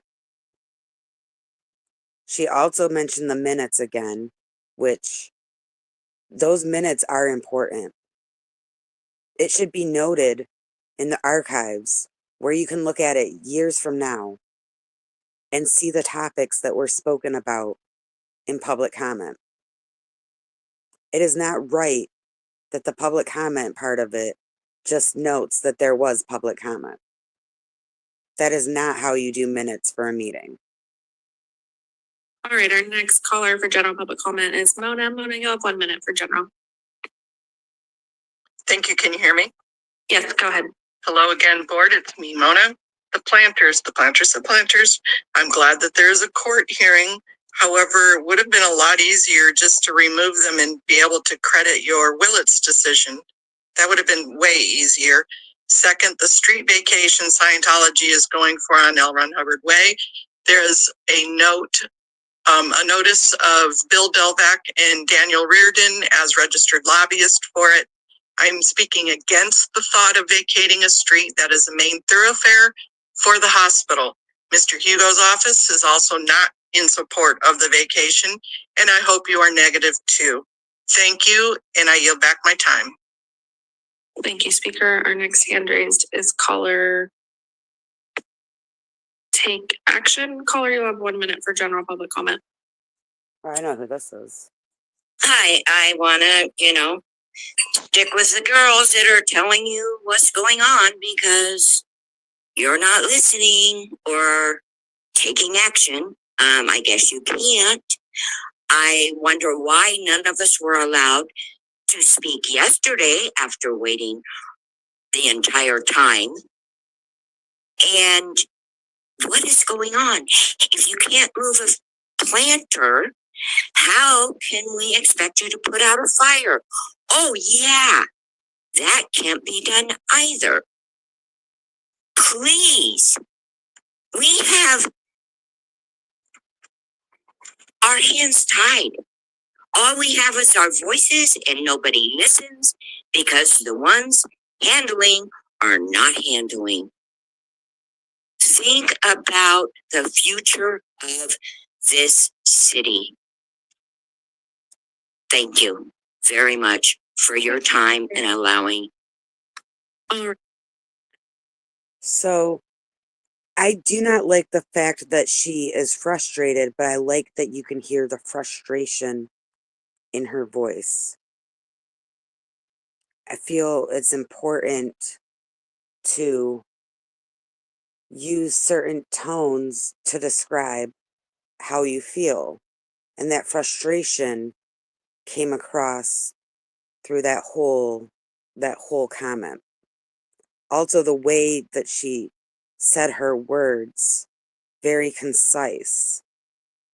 The one thing that I would point out that it's not really even a negative, but when you're talking about how we weren't able to speak in the meeting yesterday, I assume that was a totally different meeting. And I just don't think that the Public Works Commissioners even know what meeting that was or that we didn't get to speak. And maybe there was something you could have squeezed in instead of that. But that's not even a bad thing because it shows the struggle too. It shows the struggle of how people are trying to speak and they're getting silenced. And that's important to let people know about the struggle, and yet we are still pushing through because what we are saying is that important to us. But they might not have the context of what you're talking about with the meeting or knowing that people weren't able to speak, but really good with being able to express your frustration with the tone and being concise with your words. Right, our next hand raise is caller Mirjam. Mirjam, you'll have 1 minute for general public comment. Thank you. I'm just repeating again everything that has been said before. It's really embarrassing that the city that's budget is in deficit has to use even more public funds to have a court hearing regarding the planters or baby caskets or whatever you want to call those horrible things on L. Ron Hubbard Way. You still have time to fix it before the court hearing, so you can actually save more money, save some money on this. Thank you. And see, she pointed out saving money, getting them money, all good things to focus on when speaking to the local government. The city always wants more money. They need more money. And, you gotta understand your audience.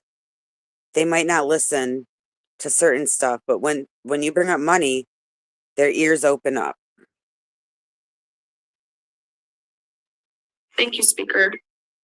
Our next hand raised is caller Lara F.M. Anderson. Caller, you'll have 1 minute for general public comment.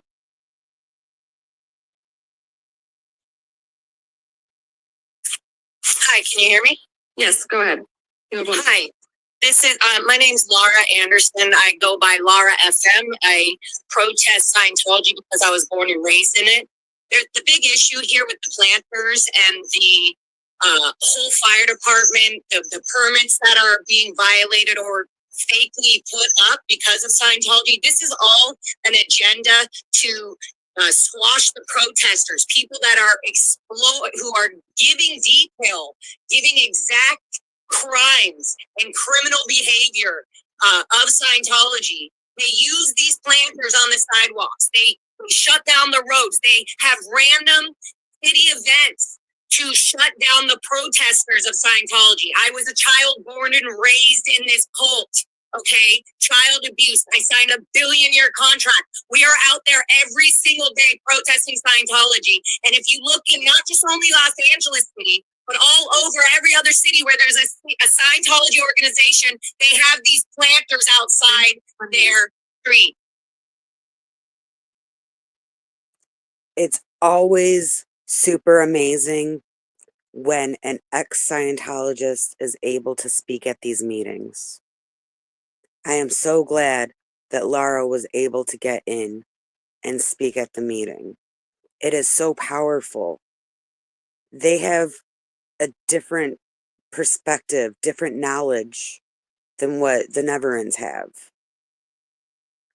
They were in Scientology, so they know how they operate better than we do. And it's so powerful how she spoke. And while I'm talking about Laura, I just want to bring up, like, she's one of the main reasons that I'm fighting against the abuses of Scientology. Her story and Serge's story, they're horrible. It's so bad what they went through. I personally went through something and I thought it was bad. But what they went through in Scientology is thousands and thousands of times worse than my experiences with a cult. You know, and I'm sure a lot of people that are in this movement, Laura is their motivation. And, you know, when she calls into these meetings, when Nora calls into these meetings, Serge calls into these meetings, it's so powerful.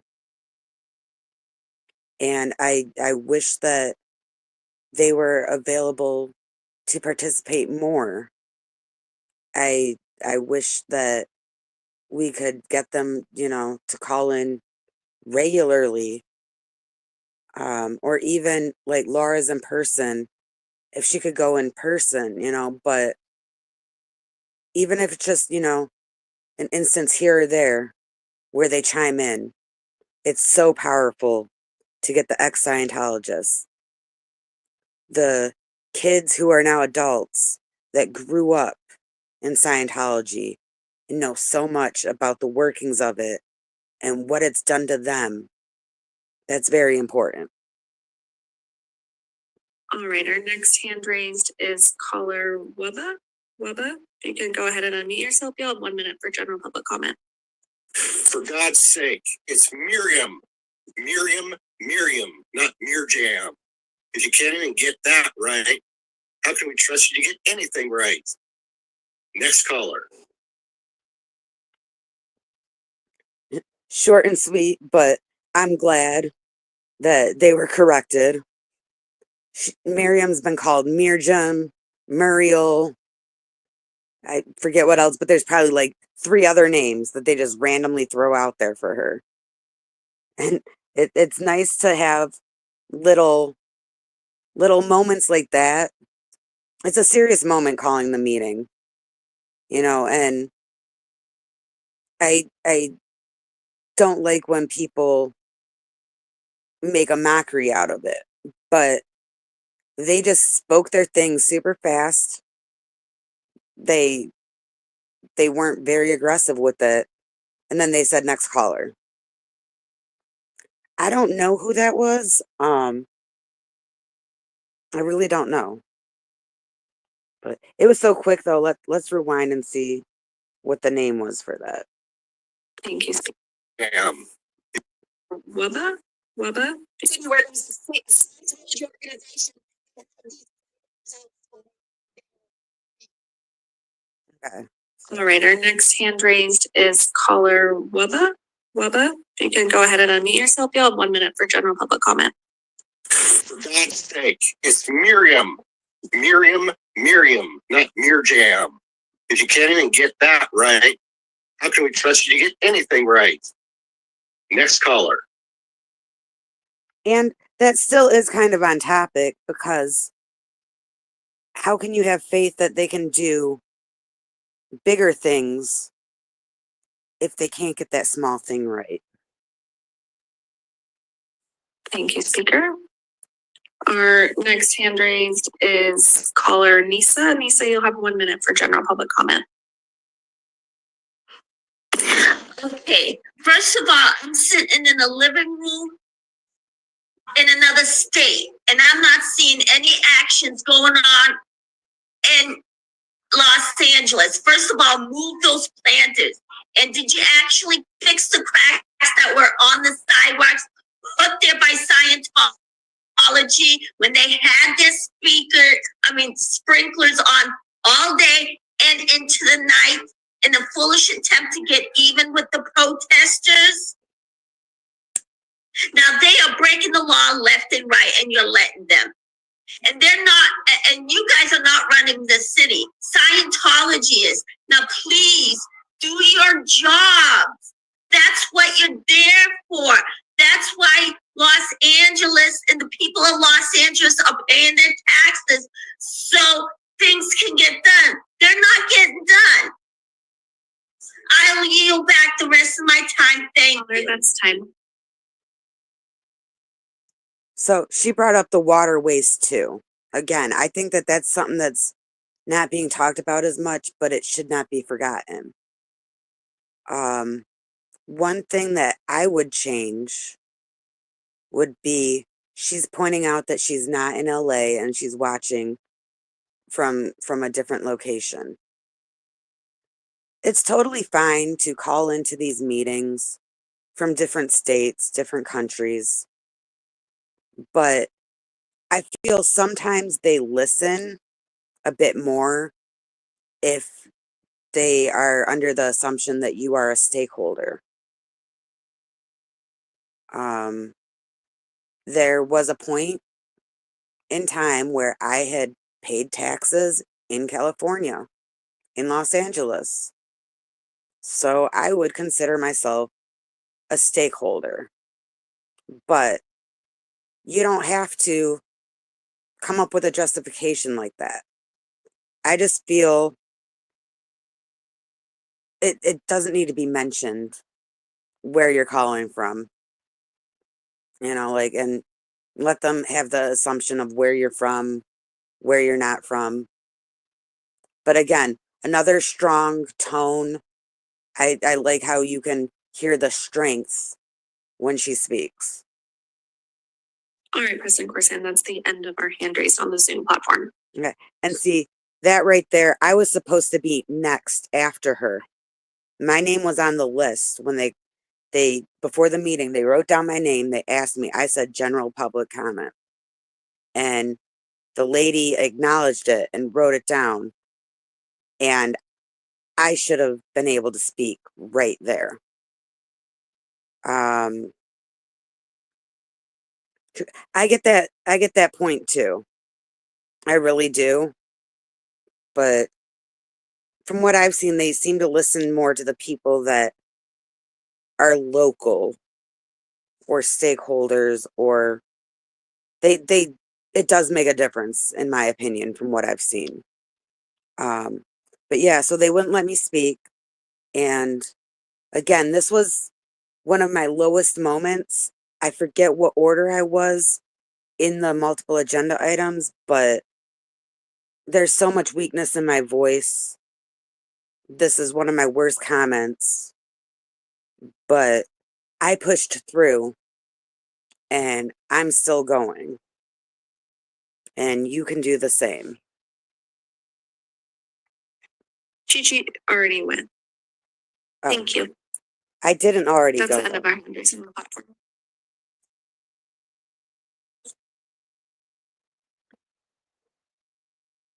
And I had told Audit, and Audit was there in person.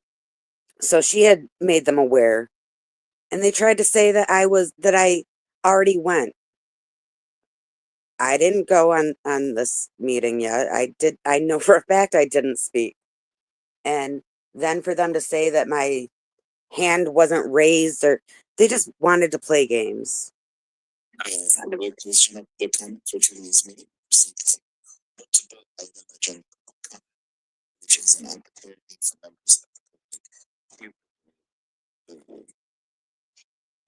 Comment on more than one agenda item during this period, and will be provided up to 1 minute per person for a total of 3 minutes. This is the only time to speak on more than one agenda item. Do we have any hands raised? We do. We have 2 hands raised. We'll start with the public comment card in person, Audit LA.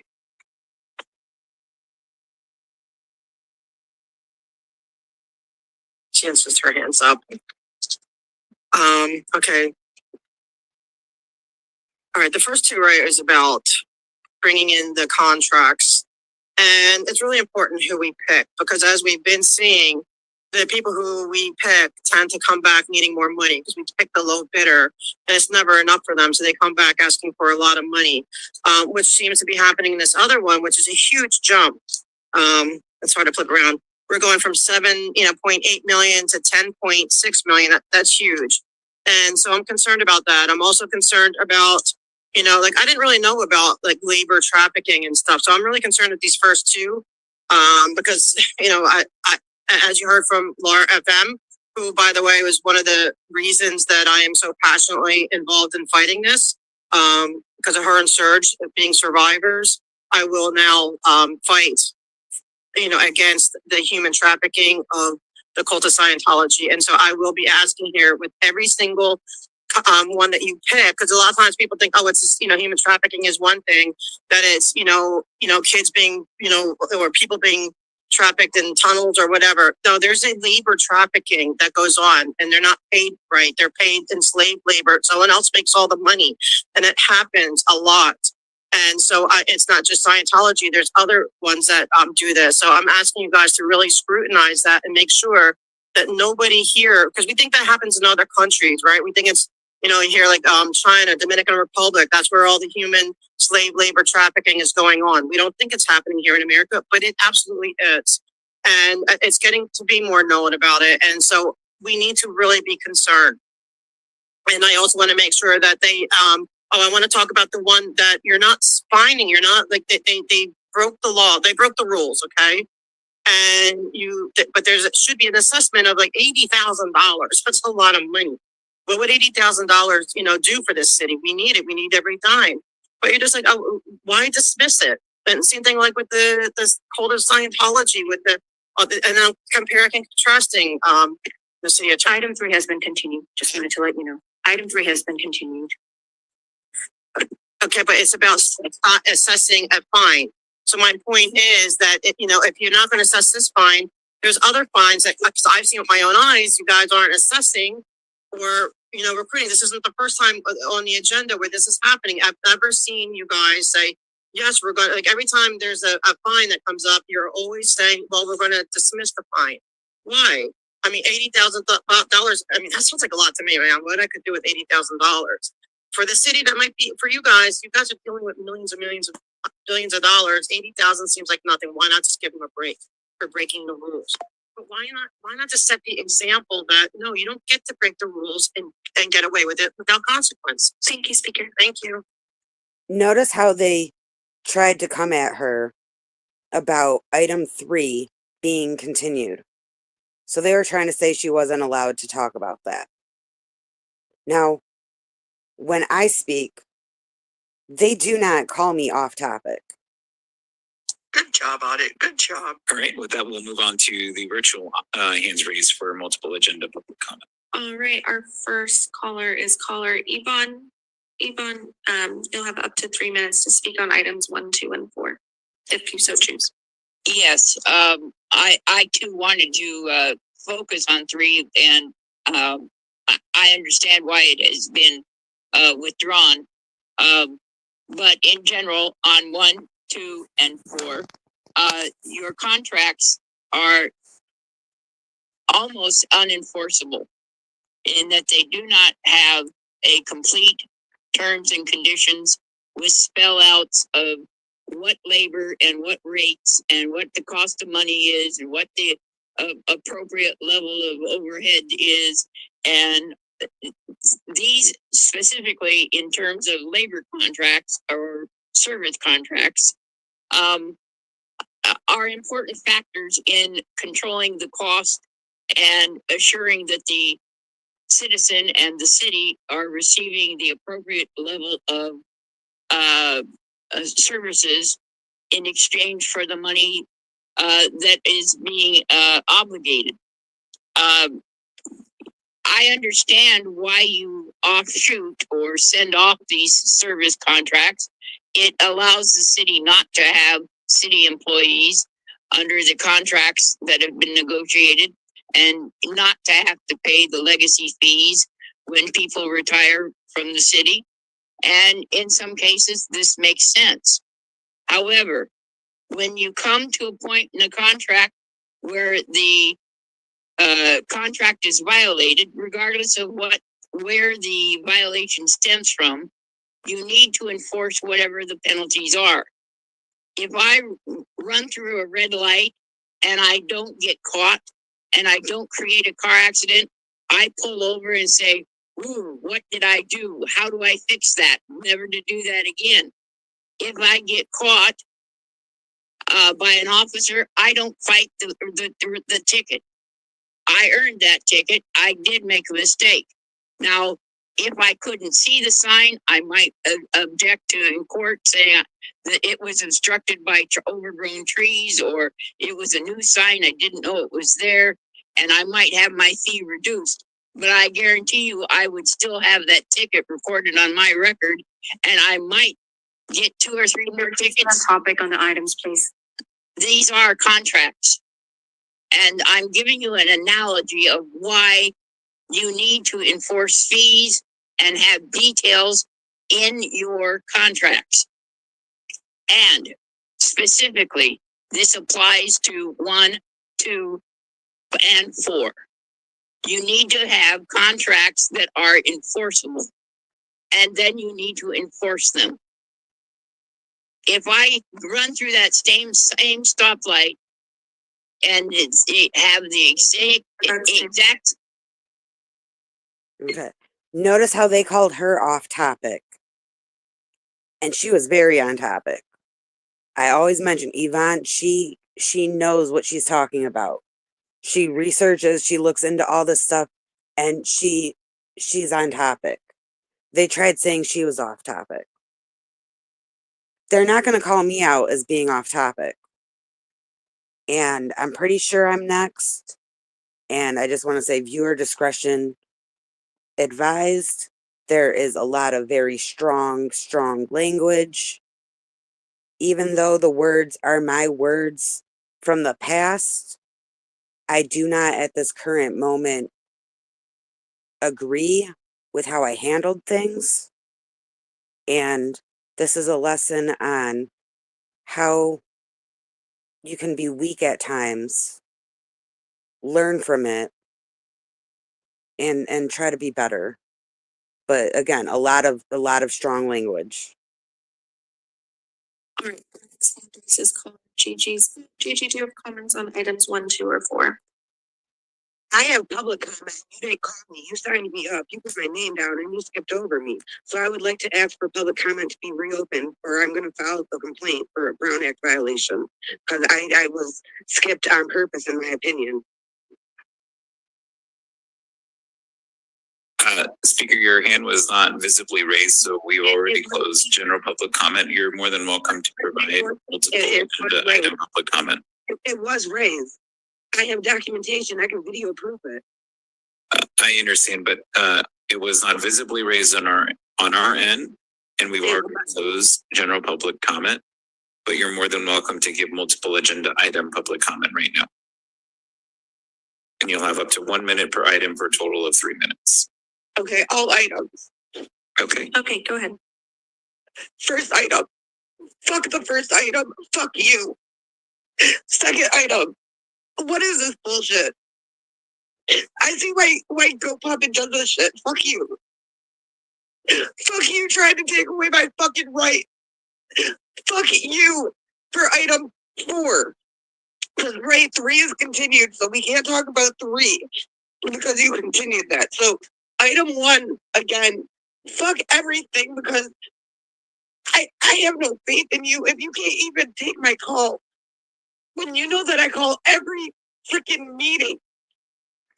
You said that I had already talked. Obviously, I didn't already talk. Y'all should know my voice by now. Item 2, I have really low confidence in you with any decision. So fuck this shit. Item 3, can't talk about that. It's continued. Item 4, fuck public works. Y'all can't do anything, so why should I have confidence that you can do anything with item 4? Like, for real. Like, who's supposed to have confidence? This is fucking ridiculous. So, again, let me reiterate. Item 2, fuck you guys.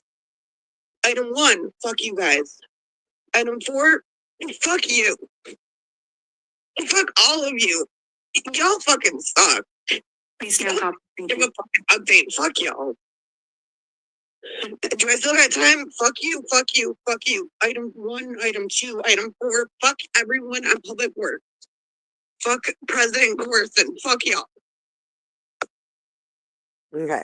So I didn't even hear that when I had originally called into the meeting. I did not hear that that they did call me off topic towards the end. And for some reason, all that cussing on my other phone, my phone just froze. I didn't even pause it there. But I did not hear her call me off topic, but I guess she did call me off topic. I kept going. But I feel that they called audit off topic way easier. They called Yvonne off topic much easier. That meeting earlier that we covered where William Good was speaking and they called him off topic. They were so quick to call them off topic. And then towards the end, after I said all of that, then they decide to call me off topic. But I still talk. Now, like I said, I do not agree today what I said. I do not like that I went to that level and I was emotional about it and frustrated. But it felt so good to be real about it. It felt awesome. I was so frustrated and getting it out was amazing. But I told myself after that, I will never let my call be that weak again. And like I said, you might not have confidence in your voice. You might not think that you can do it. But look at a low moment of mine and maybe you can get some inspiration to push through.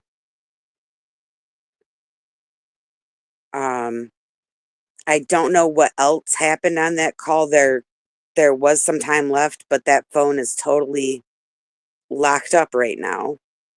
I do think that there was someone after me. But yeah, like if you aren't confident, if you call in and you aren't confident with what you said, there's always next time and you can always build on it and improve.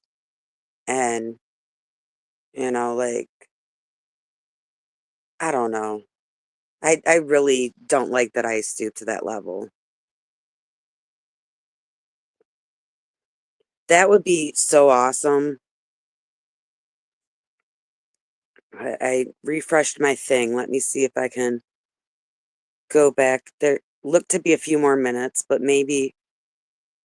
Oh, do you know what it was? I think it was, maybe it ended. I don't know. It's not working for me now. But audit. I don't know if you know. You weren't here earlier, but they are trying to do a street vacation in Clearwater. Tony Ortega was talking about that, and there's something going on at the Clearwater City Council tomorrow, and that just shows that the street vacation Scientology thing is not just L. Ron Hubbard. It is Clearwater as well. Let me scroll up. Specifically, it is Kara came in here and was telling us about it. It is South Garden Avenue in Clearwater. Kara said that she can't find anything about calling, but that there's something about submitting a written public comment.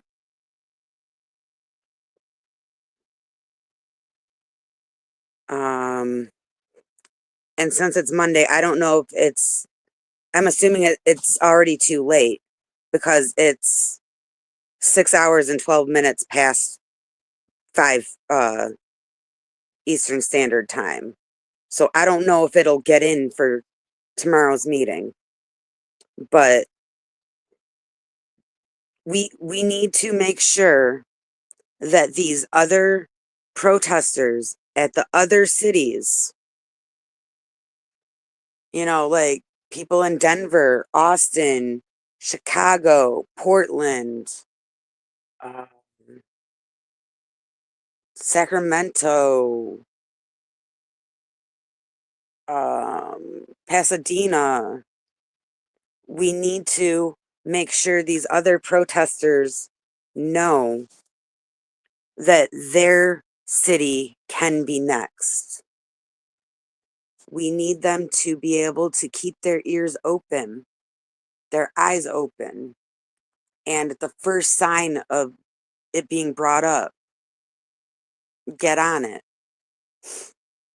You know, like it's spreading. It's not just L. Ron Hubbard way.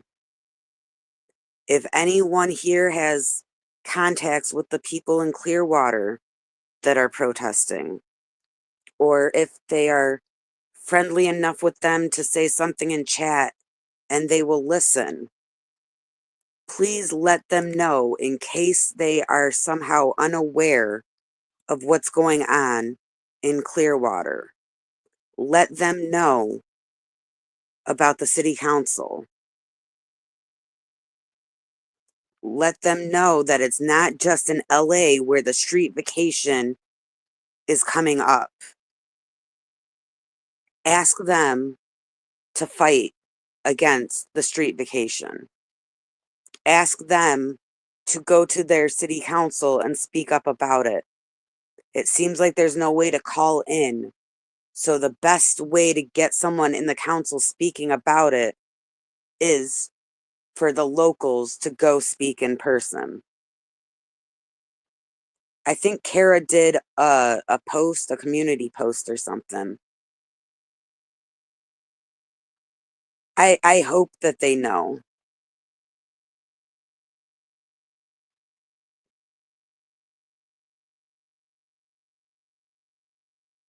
I don't know what you're asking. But if you are friendly with those protesters and they respect you enough to read your comment, you know, pass this info along. Let them know. Kara also said something about Bunker. let me see if it'll let me scroll up.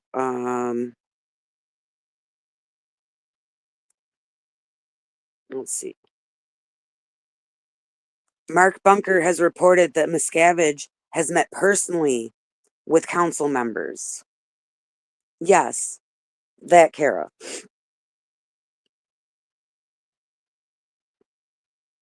But this is something that people need to know about this.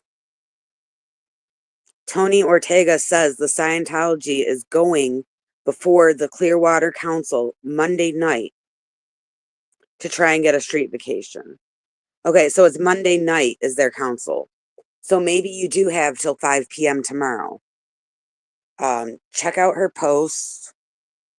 I don't have Kirby's in here to drop the links or whatever, but her name's on the screen. Look at her community post. Spread the word. Let people know. I don't know if she's still in here. I'm pinning stuff from like an hour ago. But people need to know about this. The word needs to go out. Street vacations are not just exclusively a L. Ron Hubbard way situation. Okay, how do I can't mod from StreamYard. Let me try on here. Pin antics and then add as moderator. Okay, yeah. If you can get a link to Kara's post, I don't know her to be honest. Let me scroll up again and try to no, I can't scroll up on that one. Okay. Her is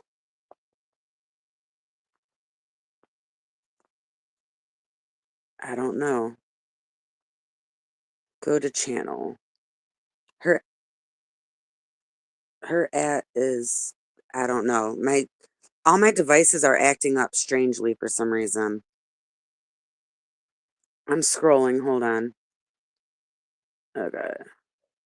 And then go to channel.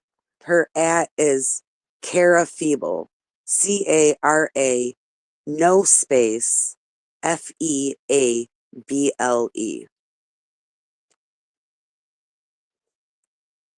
Awesome. Okay. I wasn't trying to make you do any work audit, but thank you. But yeah.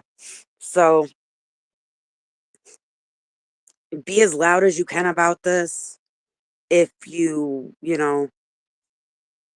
conversate with any of the Clearwater people, any of the people, Denver, Chicago, Austin, Portland, Pasadena, Sacramento, any of the other protesters, let them know that they can be next.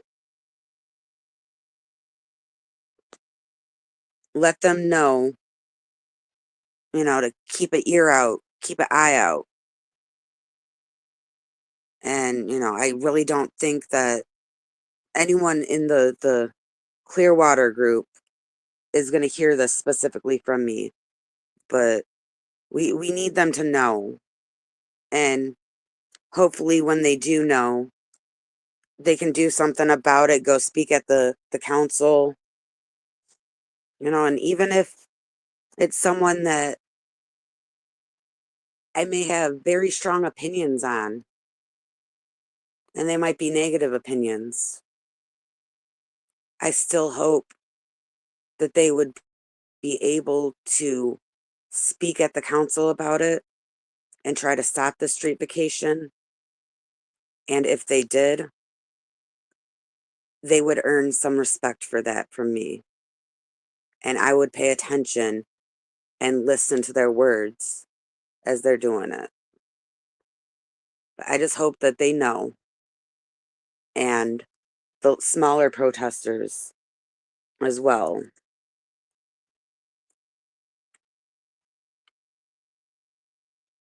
And I don't know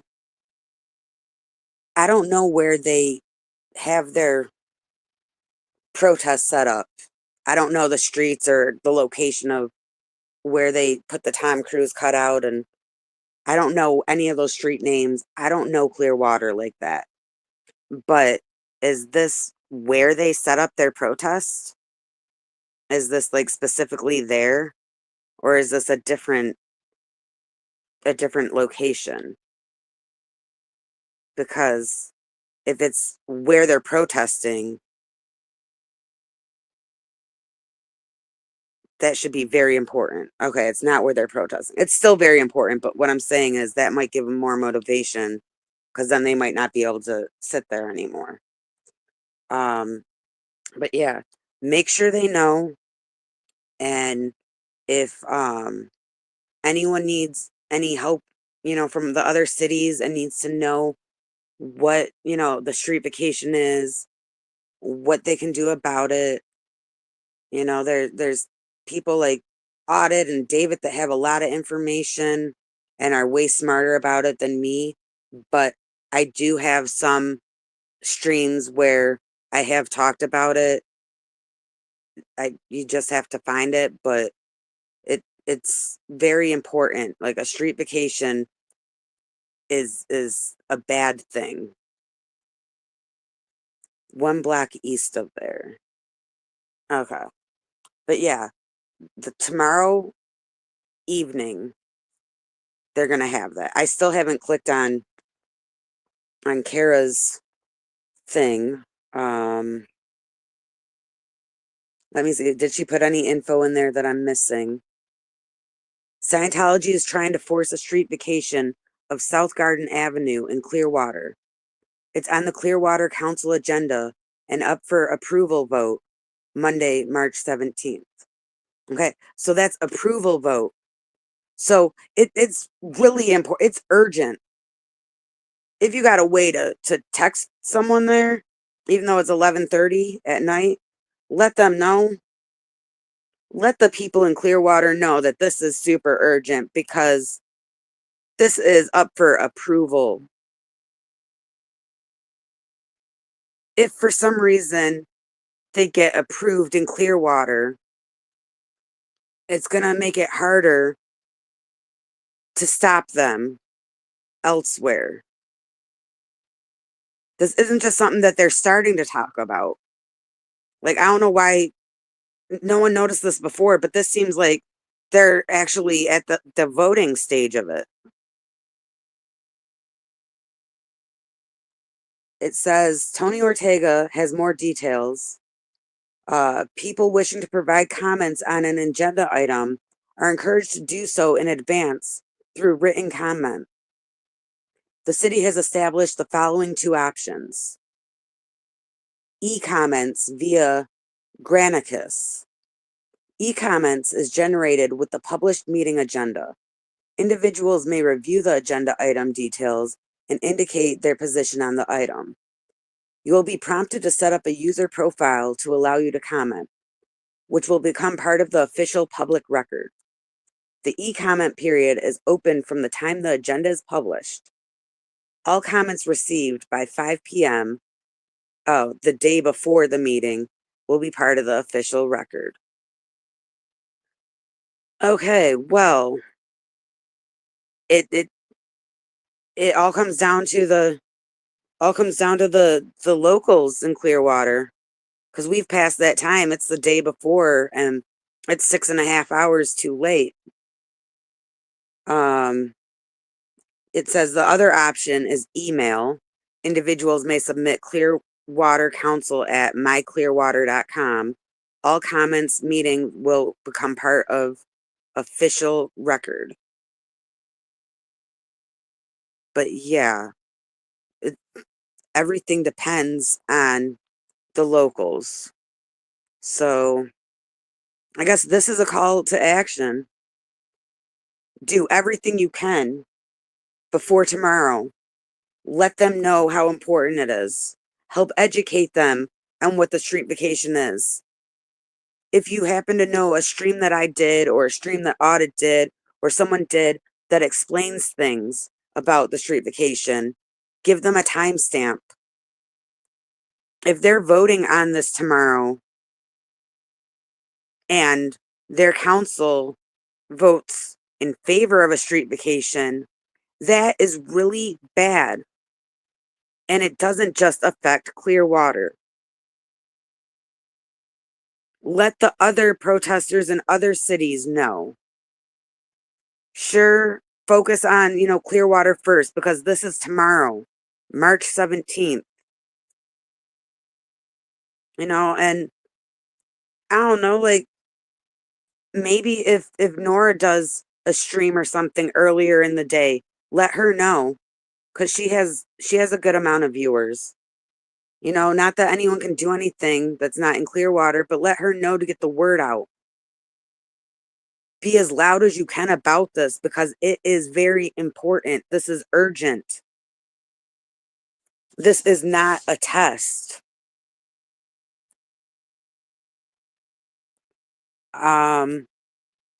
People in Clearwater would be growing up in Scientology. Farrell Cheryl. George, I don't know his @ Dusty. And that's all I know.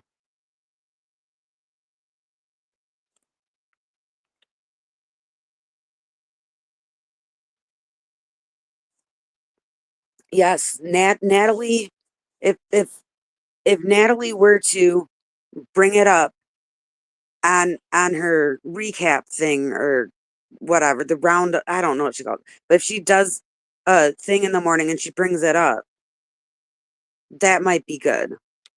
But there's no way to get there's no way to do a call-in. There's no way to do a write-in because it's after 5 p.m. in Florida. So the best we can do is to let people know, and maybe he doesn't know. I don't know what he follows and if he's even aware. But I would hope that if he did know, he goes to that meeting and he says something against it. And no matter my feelings about certain aspects of him, he does know how to be a really strong public speaker. He is really good at that. And even if it is just him that goes there and speaks, it could make a difference. But yeah, I do not endorse. I just don't know what to. Who else can do something at this time? Unless someone wants to get on a plane right now, maybe they can make it in time.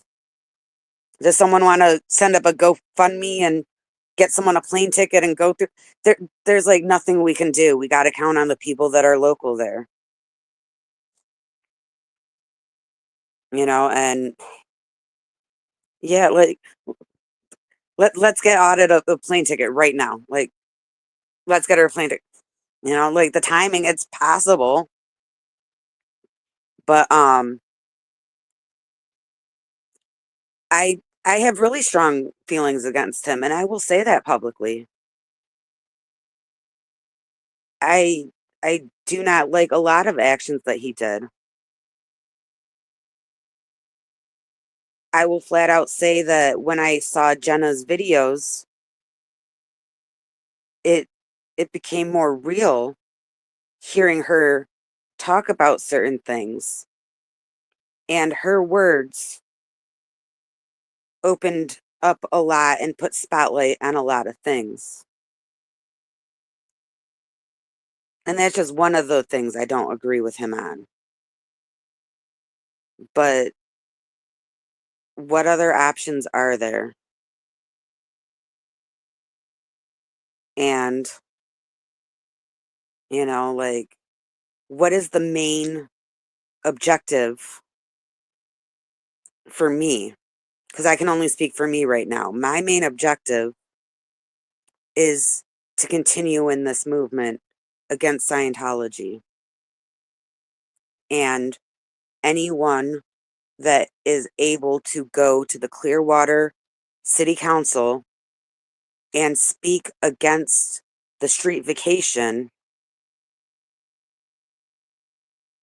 is doing something to stop the influence of Scientology.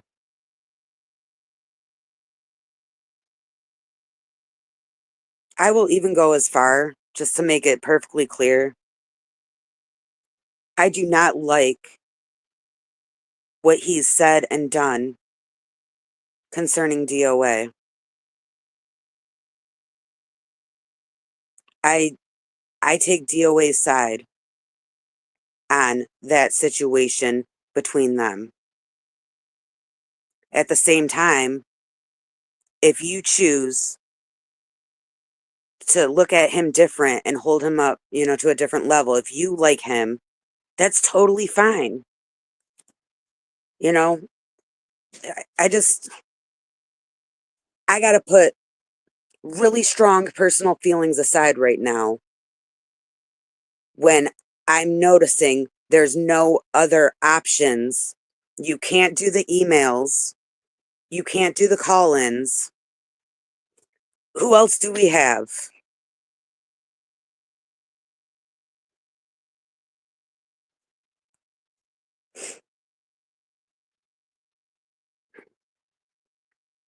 Okay, here's the address for the mayor of Clearwater, which is public record, by the way, no doxing or anything. This is totally public record of elected official.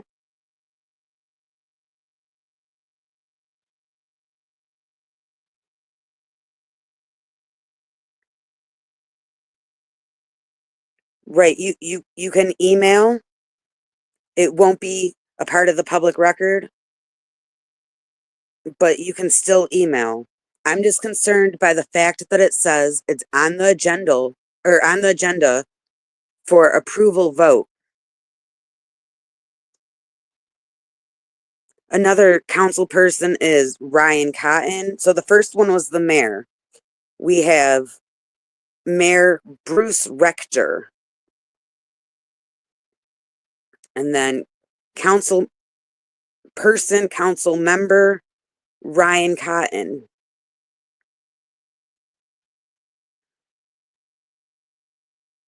But as I always stress in my streams, and this is going to be a consistent thing for my streams, so I'm sorry if I offend anyone by saying this, but sometimes you have to put your personal feelings aside and look at the big picture. And this situation with the street vacation being voted on tomorrow in Clearwater, I got to put my feelings aside. The next person on the city council is Michael Menino. He's going to be voting about the street vacation at 5 p.m. tomorrow. So it might not be in the public record if you email him, but maybe he would read the email before 5 p.m. and he could hear your opinion.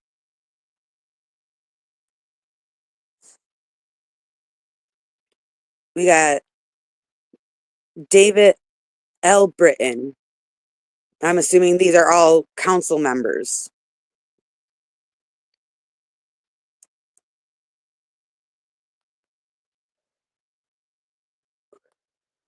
We got Lena Texeria, Lena, whatever her name is.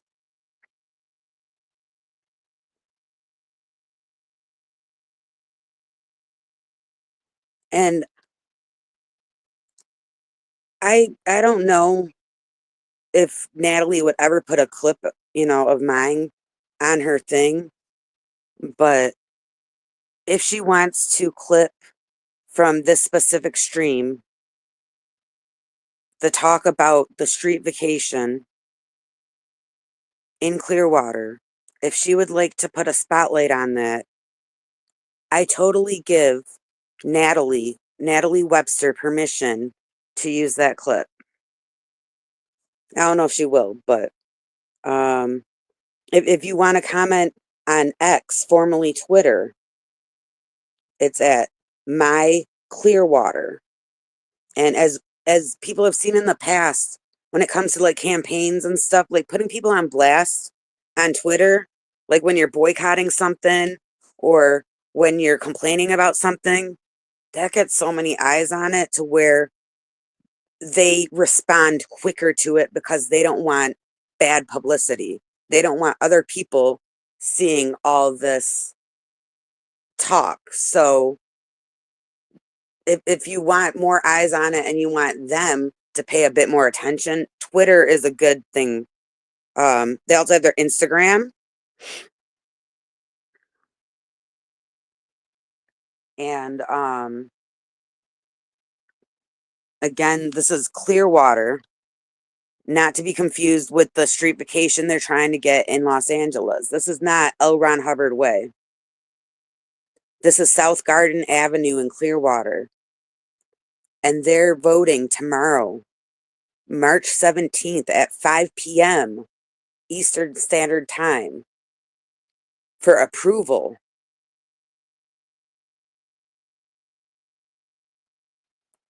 Like, I don't know why, how come this is the first time we are hearing about this? Did Tony Ortega bring this up earlier and we just did not notice? I don't follow Tony Ortega, but I need to, because this just totally slipped through the cracks. If it's at the approval stage, and that also shows that we need to scrutinize the agendas for the city councils in these different cities a bit more. We need to read through them. This stuff will not be publicized a lot.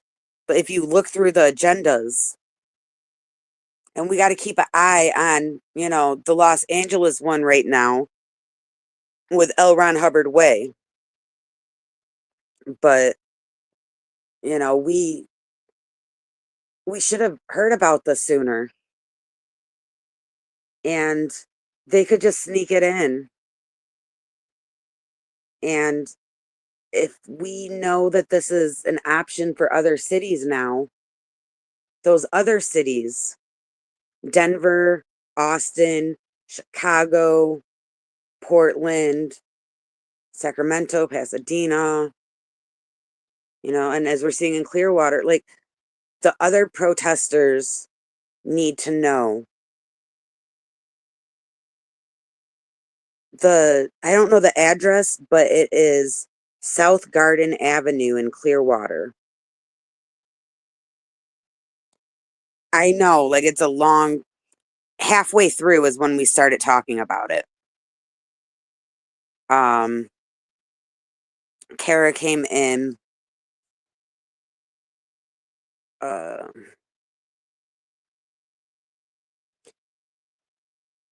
Good point, David. Because some people might think, what's the etiquette? Are we allowed to have conversations with these elected officials? Like, is it wrong if I message them? Like some people just don't know. One thing I will point out about that is when you are emailing the government, if someone were to request like a CPRA or a FOIA or something like that, other people might be reading your emails eventually at some point. As we've seen with the CPRAs, like it's not going to be totally like hidden from everything. So if you do write in, use your own discretion on how anonymous you want to remain. Sometimes it's better to give a legit name. They take you more serious.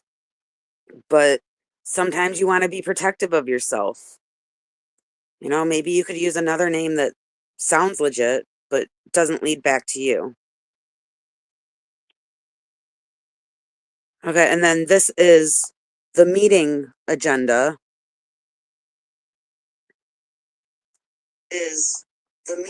Whoa, echo.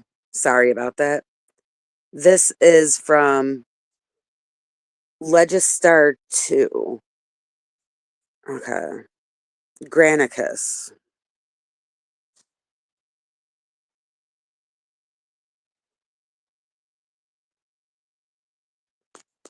So I'm opening up this agenda, and it's 5 pages long. The first page is just a cover sheet. Yeah, they're mentioning you can do the e-comments or email, but it has to be before 5 p.m. the day before. If someone is able to get there in person, though, if any of the Clearwater people can make it to the city council tomorrow, it says that complete a comment card.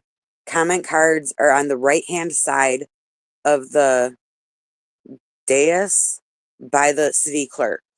When recognized, please raise your card, or please hand your card to the clerk. Approach the podium and state your name. Persons speaking before the city council shall be limited to 3 minutes, unless otherwise noted, under public hearings. A spokesperson for a group may speak for 3 minutes, plus an additional minute for each item being presented. Please obtain the form to designate a spokesperson from the city clerk. Up to 60 minutes of public comment will be allowed for an agenda item. No person shall speak more than once on the same subject unless granted permission by the city council. So if you go, you get 3 minutes.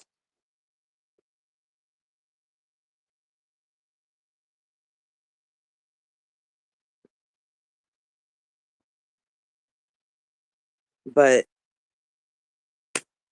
I don't know. I think actually when I end this stream, I might just start up another stream and just keep repeating myself over and over about this, because this needs to have attention on it. Street vacations are not just limited to L. Ron Hubbard Way in Los Angeles. There's an actual vote for approval tomorrow, March 17th at 5 p.m. in Clearwater concerning South Garden Avenue.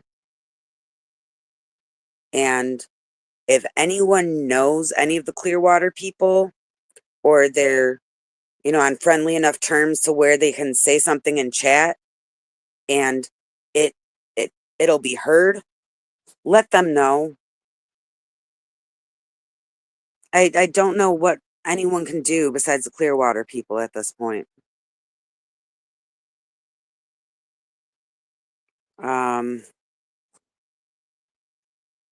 What number is this one? That's the detail, but what item number is this? This is item...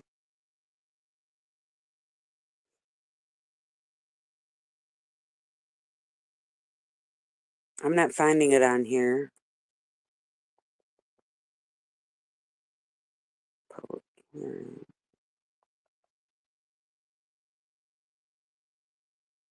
But see, we only have till tomorrow. Let's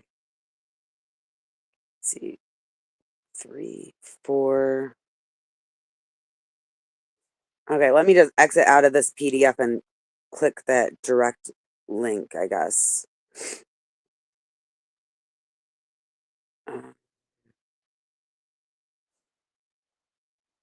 This one, see if it opens it up. Okay, so this says vacation of South Garden Avenue. It's agenda ready. And this was created March 7th. So there's been like 10 days where we should have been able to do something to at least try. And now we have less than a day. If you go to that one link that Audit posted, it looks like attachments, ordinances. There's a lot that you can click through on there.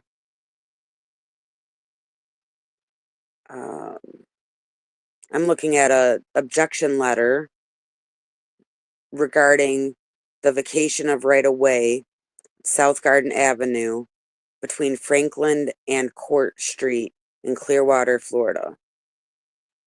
And this person says, "Dear Mr. Potter, our Frontier has facilities within the proposed vacated area. A recordable non-exclusive easement in favor of Frontier will be required for the Frontier facilities to remain in the proposed vacated ROW." I don't know what that means.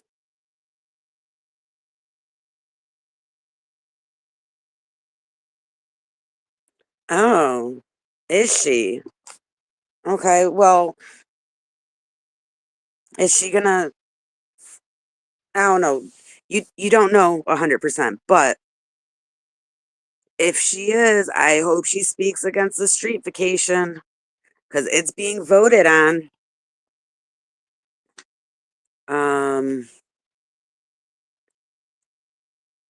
Let's see.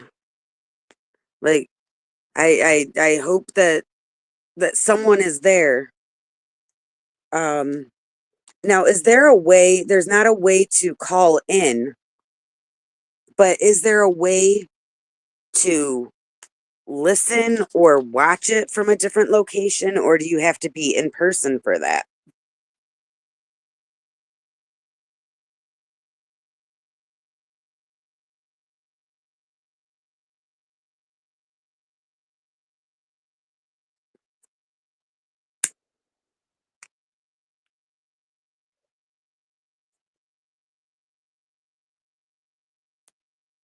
There are differences, but it's basically the same situation in the fact that they are trying to privatize public property.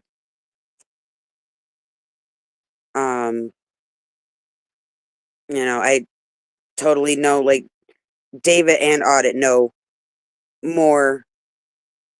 Okay, that's what ROW means.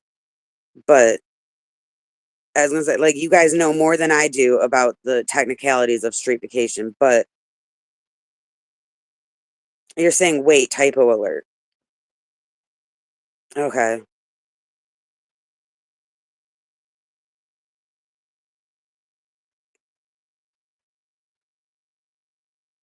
Oh. I thought it was just some random person, some random female. Okay. So if he does go to that meeting, okay. So you're talking about him. Because I read it the way that you wrote it.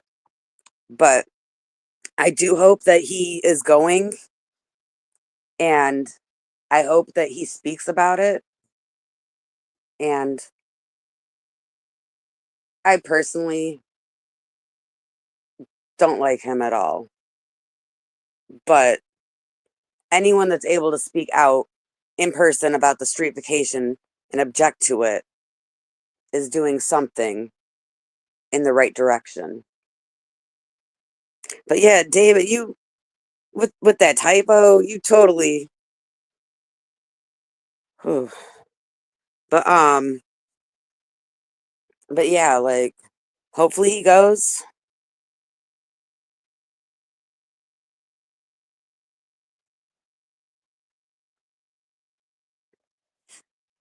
Like, I don't know. Like, I read through that. I could not understand what they were saying, but it was an objection letter. So I feel like they were objecting. but I sure hope he goes. I hope others that are local go. I just wonder if he is going because he knows about this. I'm wondering why this has been so quiet. If he had the knowledge about this and did not, spread the word.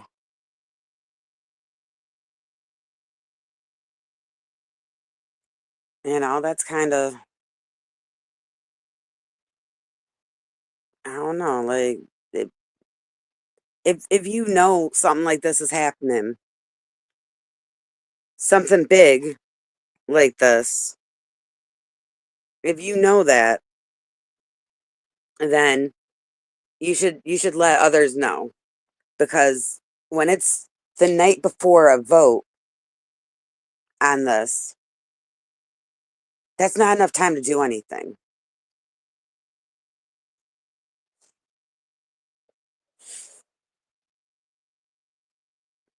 And it would have been nice to have a heads up.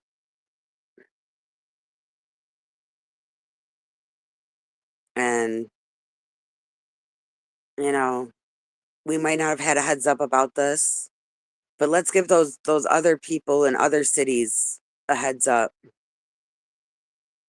Maybe if you're able to yourself look up these other cities and look up their city council agendas and see if anything is coming up in regards to street vacations, right-of-way vacations. Like, if you see this popping up somewhere, say something. Yes, that's exactly how rumors get started, with freaking typos.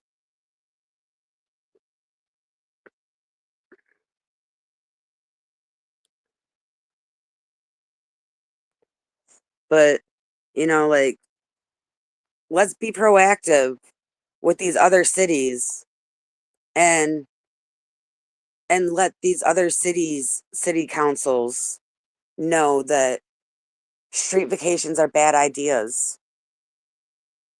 As I've been pointing out with L. Ron Hubbard Way, like, focus on the impact that it has to the neighbors that are right there that have to deal with it. Focus on stuff tailored towards them. Focus on traffic and how other streets are going to have way more traffic. Or if there's hospitals in the area or other important, buildings like schools or something. Like, find out what a street vacation would impact for a local and then let people know, because the locals can go and speak to their city councils when they have the motivation to and when it concerns them. Like, a lot of people might live by Scientology and they just deal with it. They're used to it. So saying Scientology anything won't even faze them. If you let them know personally how it affects them, it might motivate them to speak out.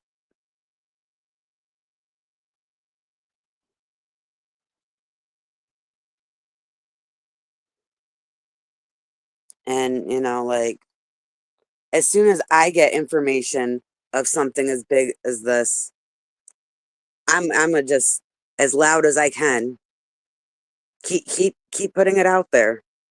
The other cities, and this might not even be exclusive to the United States, but here, the other cities need to worry about this happening there.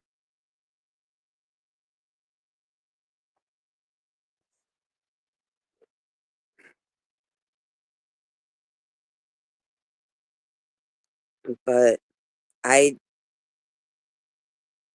don't know, like, I think that he maybe just found out. I can't give him that much benefit of the doubt, though. But I hope that someone local is able to speak at the Clearwater City Council. I hope that these other protesters slash activists in other cities will look into what's happening in their city and go to the city councils if they need to.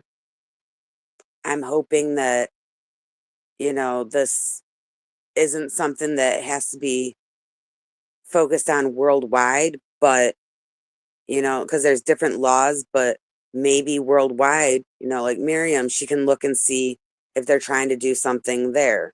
But now that we know that it's not just Los Angeles, we know that it's not just L. Ron Hubbard Way, we know, like, we got to be proactive.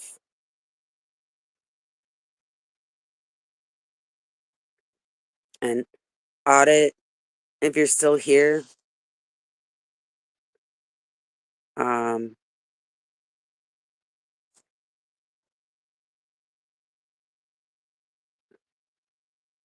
yeah, reach out to anyone. Reach out to anyone that could show up there at the city council, 5 p.m. Clearwater, March 17th. If you are protesting a different location, do some research or ask someone to look into it for you. But we got to pay attention if we're just finding out about this the day before there's a vote.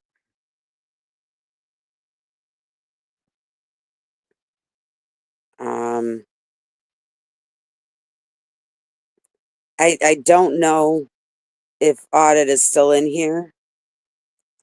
If she isn't, I will pass that on to her, that you would love to talk to her. I think you both are very knowledgeable about this stuff, and it would be very productive. Okay, there you are, Audit. David wants to link up and talk to you at some point, and y'all definitely should.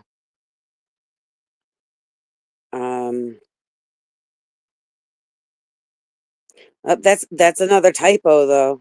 It's not as bad because it doesn't change anything, but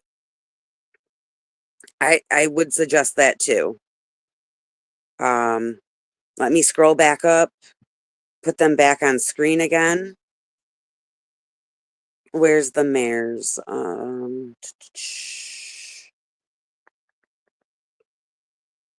We got Mayor of Clearwater.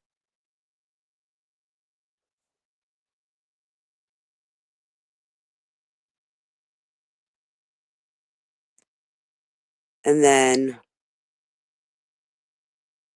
we got the public phone number that's publicly available. I don't know how they do it in Clearwater. The mayor doesn't lead it in Los Angeles, so I don't know if their mayor does it there. But as far as council people go,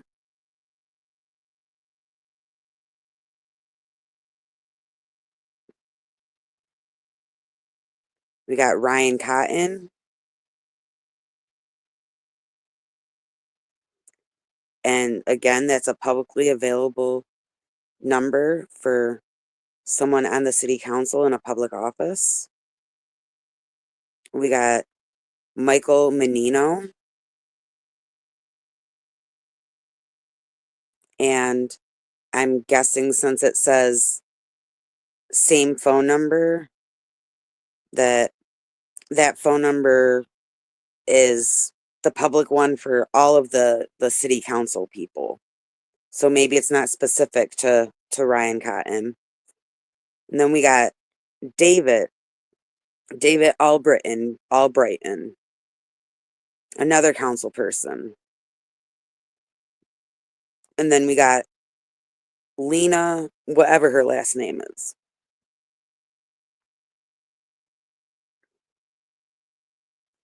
And don't forget, there's also Twitter,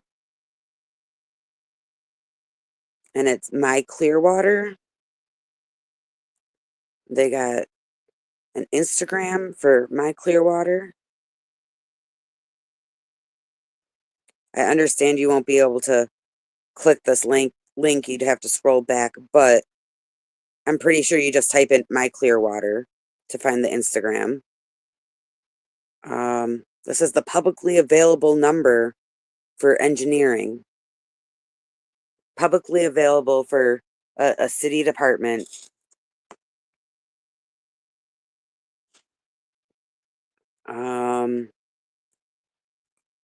I think that was all as far as the emails and stuff. Yes.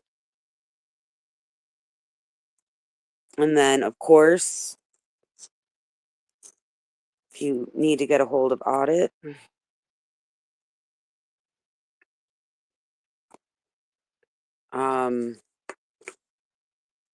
yeah, like at this point, I'm just repeating myself over and over. So I will just end this. But before I do, there's Public Works tomorrow at 10 a.m. There's Police Commission on Tuesday. There's Public Works on Wednesday. And Thursday, something with DOA. I think it's the Indiana thing. And then Friday, I think, is the bigger court situation with DOA. And also Friday is Public Works. But if you guys are able to find Missing in Scientology, they usually post a little thing giving all the dates and times for meetings and court dates and things that are important. If you're able to help out DOA with the litigation for these charges, you know, even if you don't like him personally, for the bigger picture, it's important that he wins this. So help him out if you want something tangible, but to also help him out, like there's merch out there. Grateful Mess did some merch, and I think that goes to support him. But yeah, like just like I'm putting personal feelings aside right now to say we need Aaron to be at the council meeting tomorrow. And I hope that he goes there. And I will respect him going there and actually have some appreciation for that. You know, if you have bad feelings towards DOA, put those aside and look at the bigger picture. Oh, so wait, they lied because it said 5 p.m. and now I could have been telling people, we could have been doing that. It's frustrating. But yeah, spread the word, let people know. And audit, are you going to be in person at the meeting tomorrow at Public Works, or are you going to Zoom it in? I think Matt said he was going to go to the meeting. I don't know if your chair's been fixed or if you have someone that can accompany you.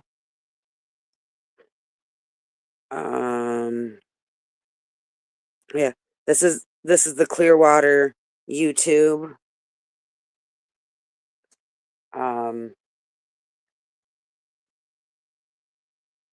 Yeah, maybe if you know what, if you go to Public Works, if you talk at Public Works and you want to talk about the street vacation, bring up the Clearwater one and let them know that Scientology is trying to do this everywhere, it seems.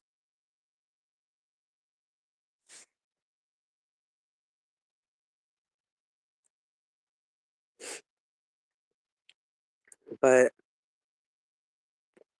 I don't know what more can be said.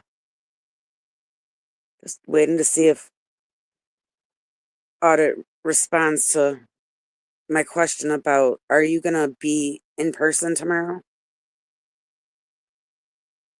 Because it seems like forever since you've done it in person.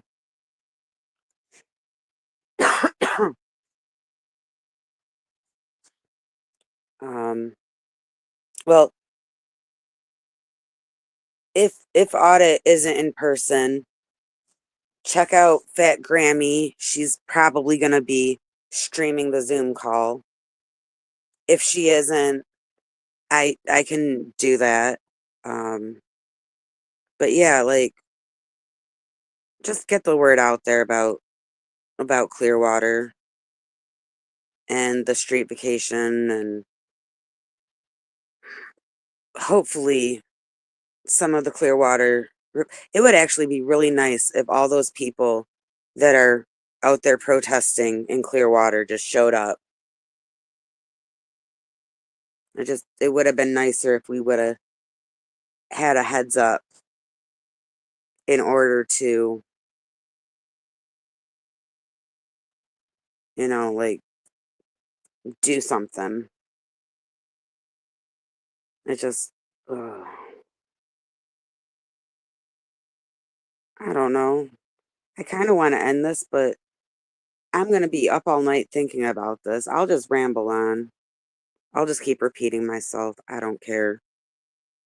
This needs to be put out there that March 17th, 5 p.m. in Clearwater, there will be a council meeting where they're going to have an approval vote. And they are trying to do a street vacation in Clearwater on South Garden Avenue.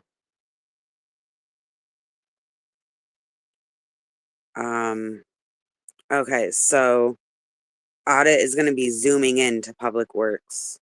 So yeah, the meeting more than likely will be on Mona's channel, which is at Fat Grammy. And if for some reason she can't do it, I can do it how I've been doing my live streams with just the audio.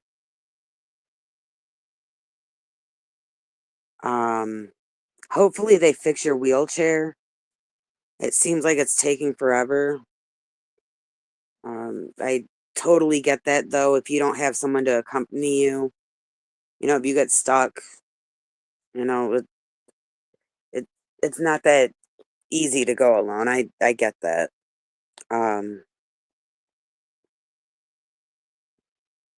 But Tuesday and Wednesday, you're going to be in person.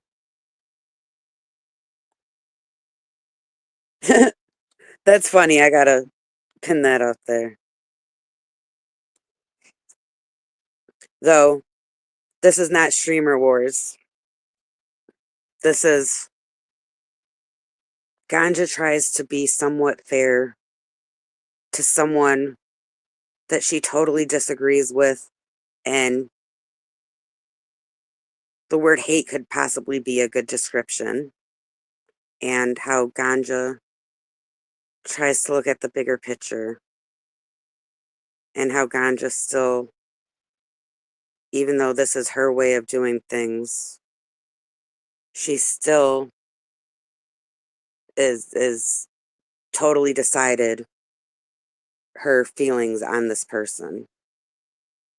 And yeah, I'm trying to somewhat be fair, and it sucks. But, like, I really don't want to put all this stuff on my stream because these streams are supposed to be about meetings, but, like, I really do not agree with a lot of things that man is doing. I really have strong feelings. But when there's no time and there's no one else that is able to do something, I gotta hope that he can make it. You know, like, and if he does and he speaks out against it, that will earn respect on that level, which totally will not even balance things out at all. But it's the bigger picture. Yes. Give Kara so much credit. That's how I know about this. She's the one that put it out there. I don't know if she wants subscribers or anything, but if Audit could maybe put a link for her community post in again, and people could at least check that link out, check that post out.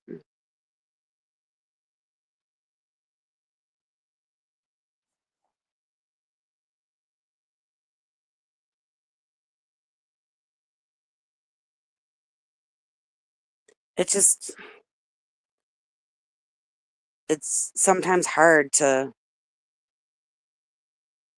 have negative feelings towards someone, but then in a way need to, I wouldn't say work with, because I'm not working with him. Like, he doesn't know who maybe he knows of my name now from this. Maybe someone told him and he's hearing this, but you know, I'm not here to put him on blast right now. I'm here to focus on the meetings. And I don't know. I heard someone say in their stream a few days ago that they wish that they knew how to deal with things in a different manner. And maybe that person can, you know, follow this example and look at the bigger picture. I don't know. But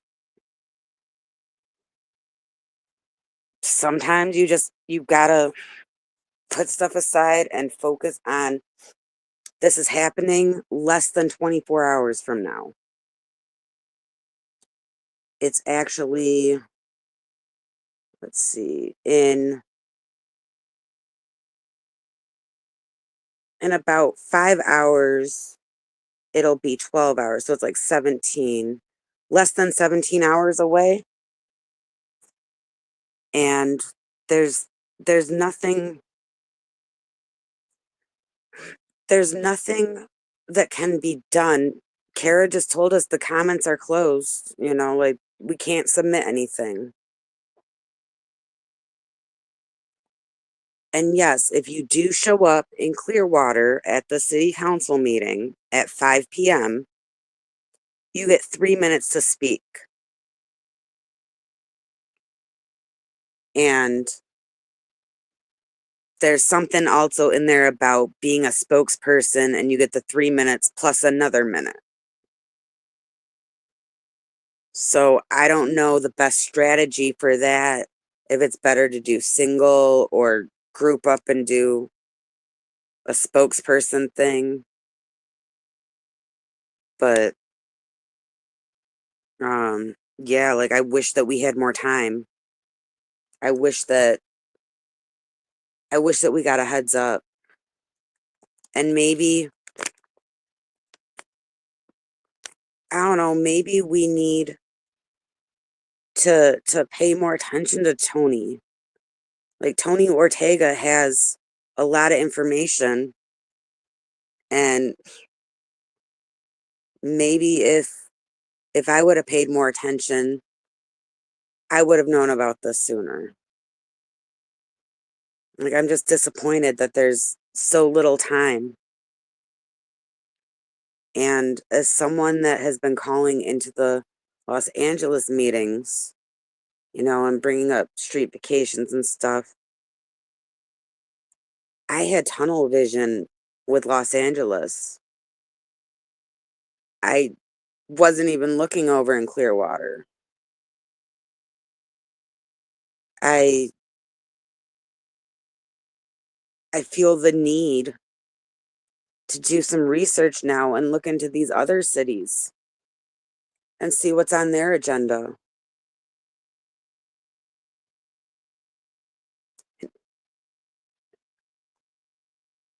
And that's well appreciated. Like, because you have connections that some people might not have.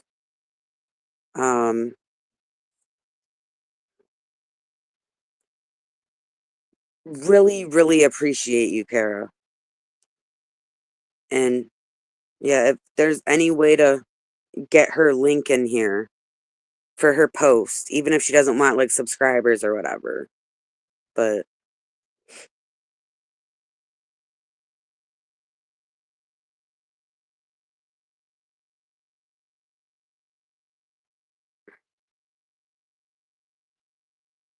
and I agree, but it seems like there's places where there's places where people are going to the city councils, and then there's places where they don't.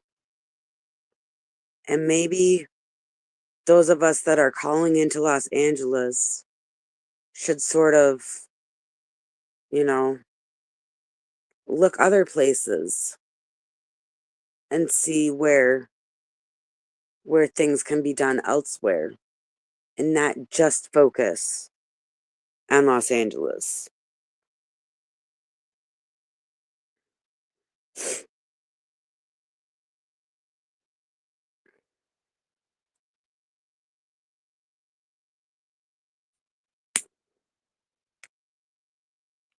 Okay, so you have to be there. If you're in person, you have to be there before 5 to get your card. They don't let you get it afterwards.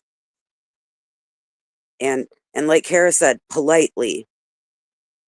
You know, like, don't, well, everyone's their own person. I'm not telling anyone how to speak, but it's always better, in my opinion, to be as polite as you can, because people listen to you more when you're polite. If you come at someone very aggressive, they might tune out and not even listen to you.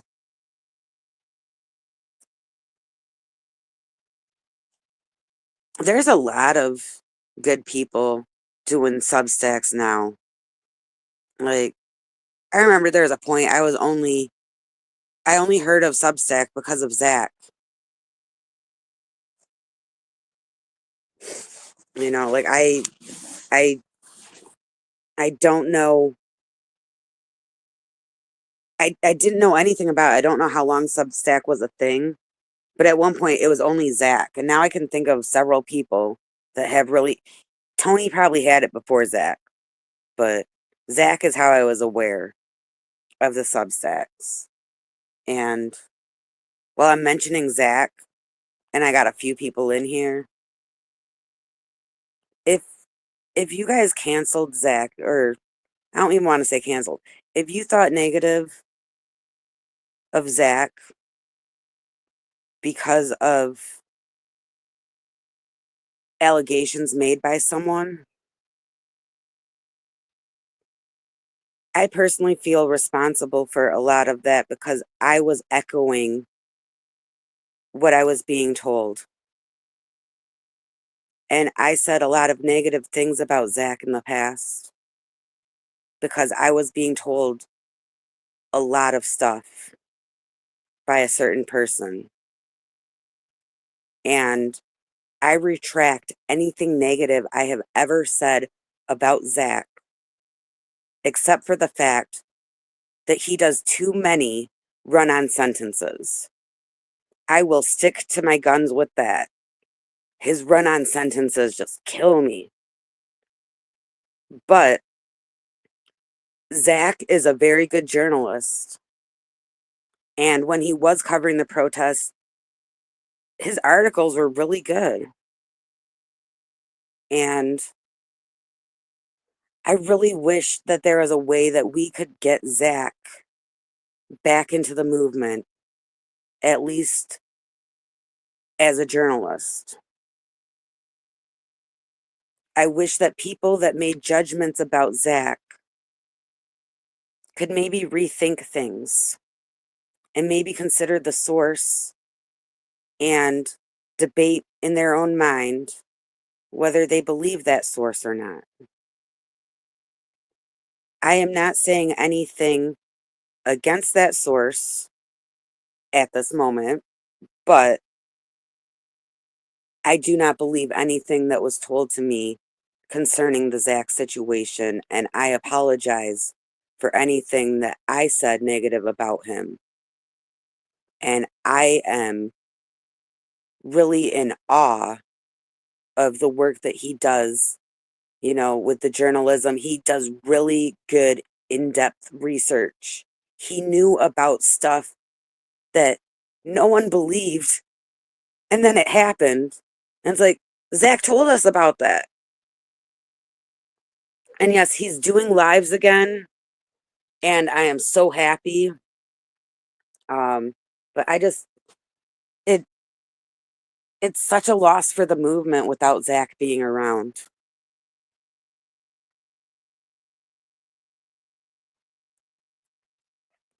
And, you know, I don't know if Zach will ever see this, but I'm sorry, dude.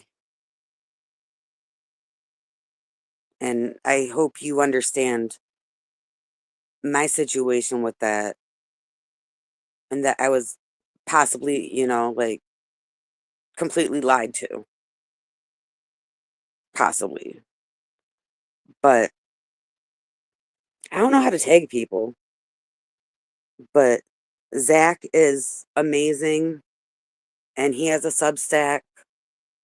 And Kara's saying Tony Ortega has a Substack. And I want to list off some people that also have Substacks, but I don't know if they want their Substacks listed out.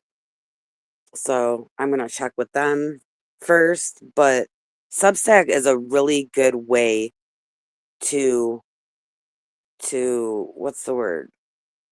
To consume articles. I think even Leah Remini has a Substack or something too. But yeah, like I wish that there were more journalists that were able to speak about this stuff and what's going on. I wish that the media would do stories. There's Zach Substack.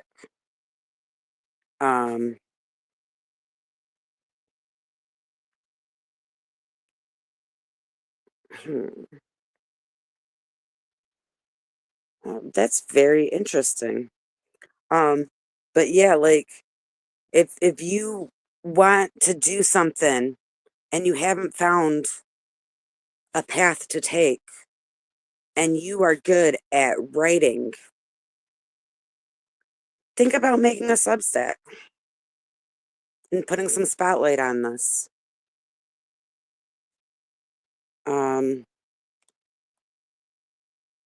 You know, like KTLA and KCAL, why aren't they doing stories? If you happen to know someone that works there, have a connection to them, tell them to cover Scientology already. You know, like, find ways to spread things, to spread the information. You know, Twitter or Blue Sky or Instagram, you know, TikTok, YouTube, whatever social medias you have. You know, you might not want to do it on your personal social medias that tie to who you are, you know, and can lead to you. You might want to be a little anonymous with it, but but get the word out. You know, like I I, I don't know, Kara. I don't know. But I retract anything negative that I said about Zach except for him using way too many run-on sentences. Oh, there's an earthquake? Was it, how big was it? Because I'm worried about the cracks in that incinerator silo, whatever it is. Earthquake. Let's see. I'm guessing it's this one at 3.9. No, that was an hour ago. Okay, so it was this one, but it's saying it was an hour ago on here. Saying 11:17. 3.9.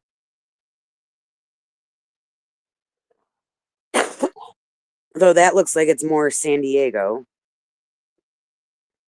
Oh, no, it's saying Malibu area. But yeah, it's saying it's an hour ago. So that might be an aftershock from it, or I don't know.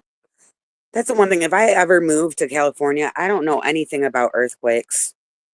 I don't know how often they are. I don't know what to do. When I visited, I thought that, all I knew was if there's an earthquake, you go in a doorway. But I don't know if that's actual, like, does that really save you from anything? Is there anything you really can do? Aren't most buildings safeguarded because they got the rolly things in them? I don't know. But if any of you out there are gonna travel to Los Angeles, like that's something to think about. Like I'm glad there wasn't one when I was there, but I would have freaked out. I don't know how to even accept that earthquakes are. I've never experienced one. But yeah, like March 17th, Clearwater City Council at 5 p.m. Eastern Standard Time. They are doing an approval vote for the street vacation, or if you technically want to call it something else, a right-of-way vacation. They're doing the approval vote, and hopefully someone local can show up at that meeting, and each person that does gets 3 minutes. And hopefully, if this pops up in another city, we hear about it way more in advance than we did with this. Like we need you see something, say something.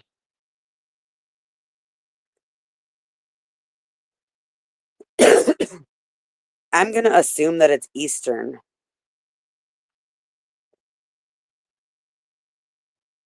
And I'm in Eastern. So right now in Clearwater, it is 12:30 a.m.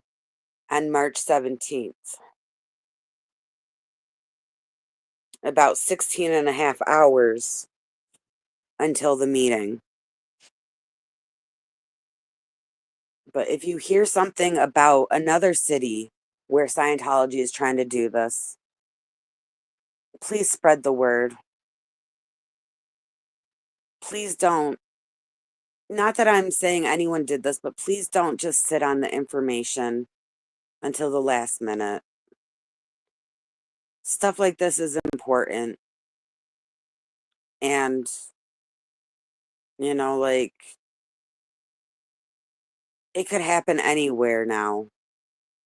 It's not just LA. So we gotta listen for those other cities. We can't do much. In fact, we can't really do anything. The one thing I can do is spread the word. The one thing you guys can do is spread the word. But we can't speak a public comment because we don't have the time. And yes, do not forget about Lisa. Like, every time that David is around, Lisa's around too.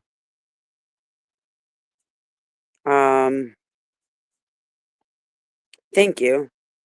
But yeah, Care is the one that put this out there, but anyone, if you hear about something and you are just a chatter and you don't have the platform to say something, I really don't have that many viewers or subscribers, but shoot me an email. My email is on my YouTube description. Send me an email. I'll say something. I'll send that email to other people. You know, of course, Audit LA. Get the word to her. You know, just put the word out there to as many people. You know, and let's be proactive and check out these other cities and let the people know in the other cities.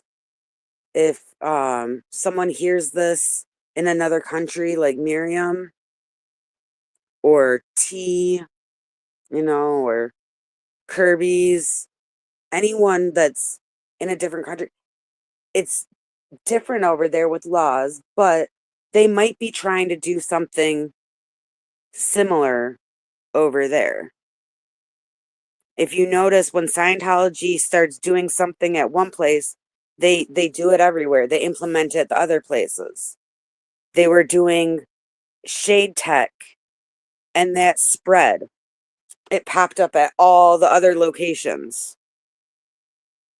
You know, so if you see something pop up one location, it's good to let other people know in other cities so that before it pops up, it can be known.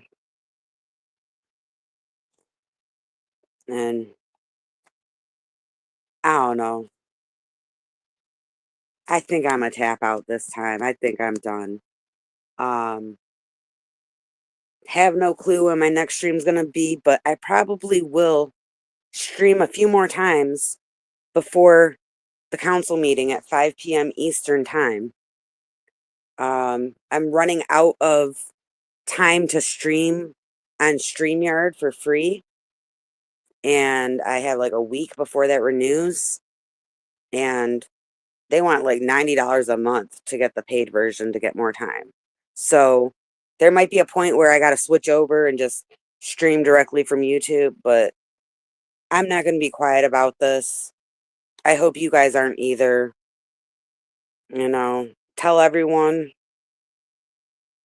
especially people that are local that might be able to get there on March 17th today, 5 p.m. in Clearwater, Florida. But thank you guys for tuning in. Thank you guys for sticking through to the end. Replay crew, if you listened through all 3.5 hours, that's awesome. But I hope that you skipped through some of it because this was a long stream for me. But I'll see you on the next stream. Have a good one. And get your voice out there. Don't be silent.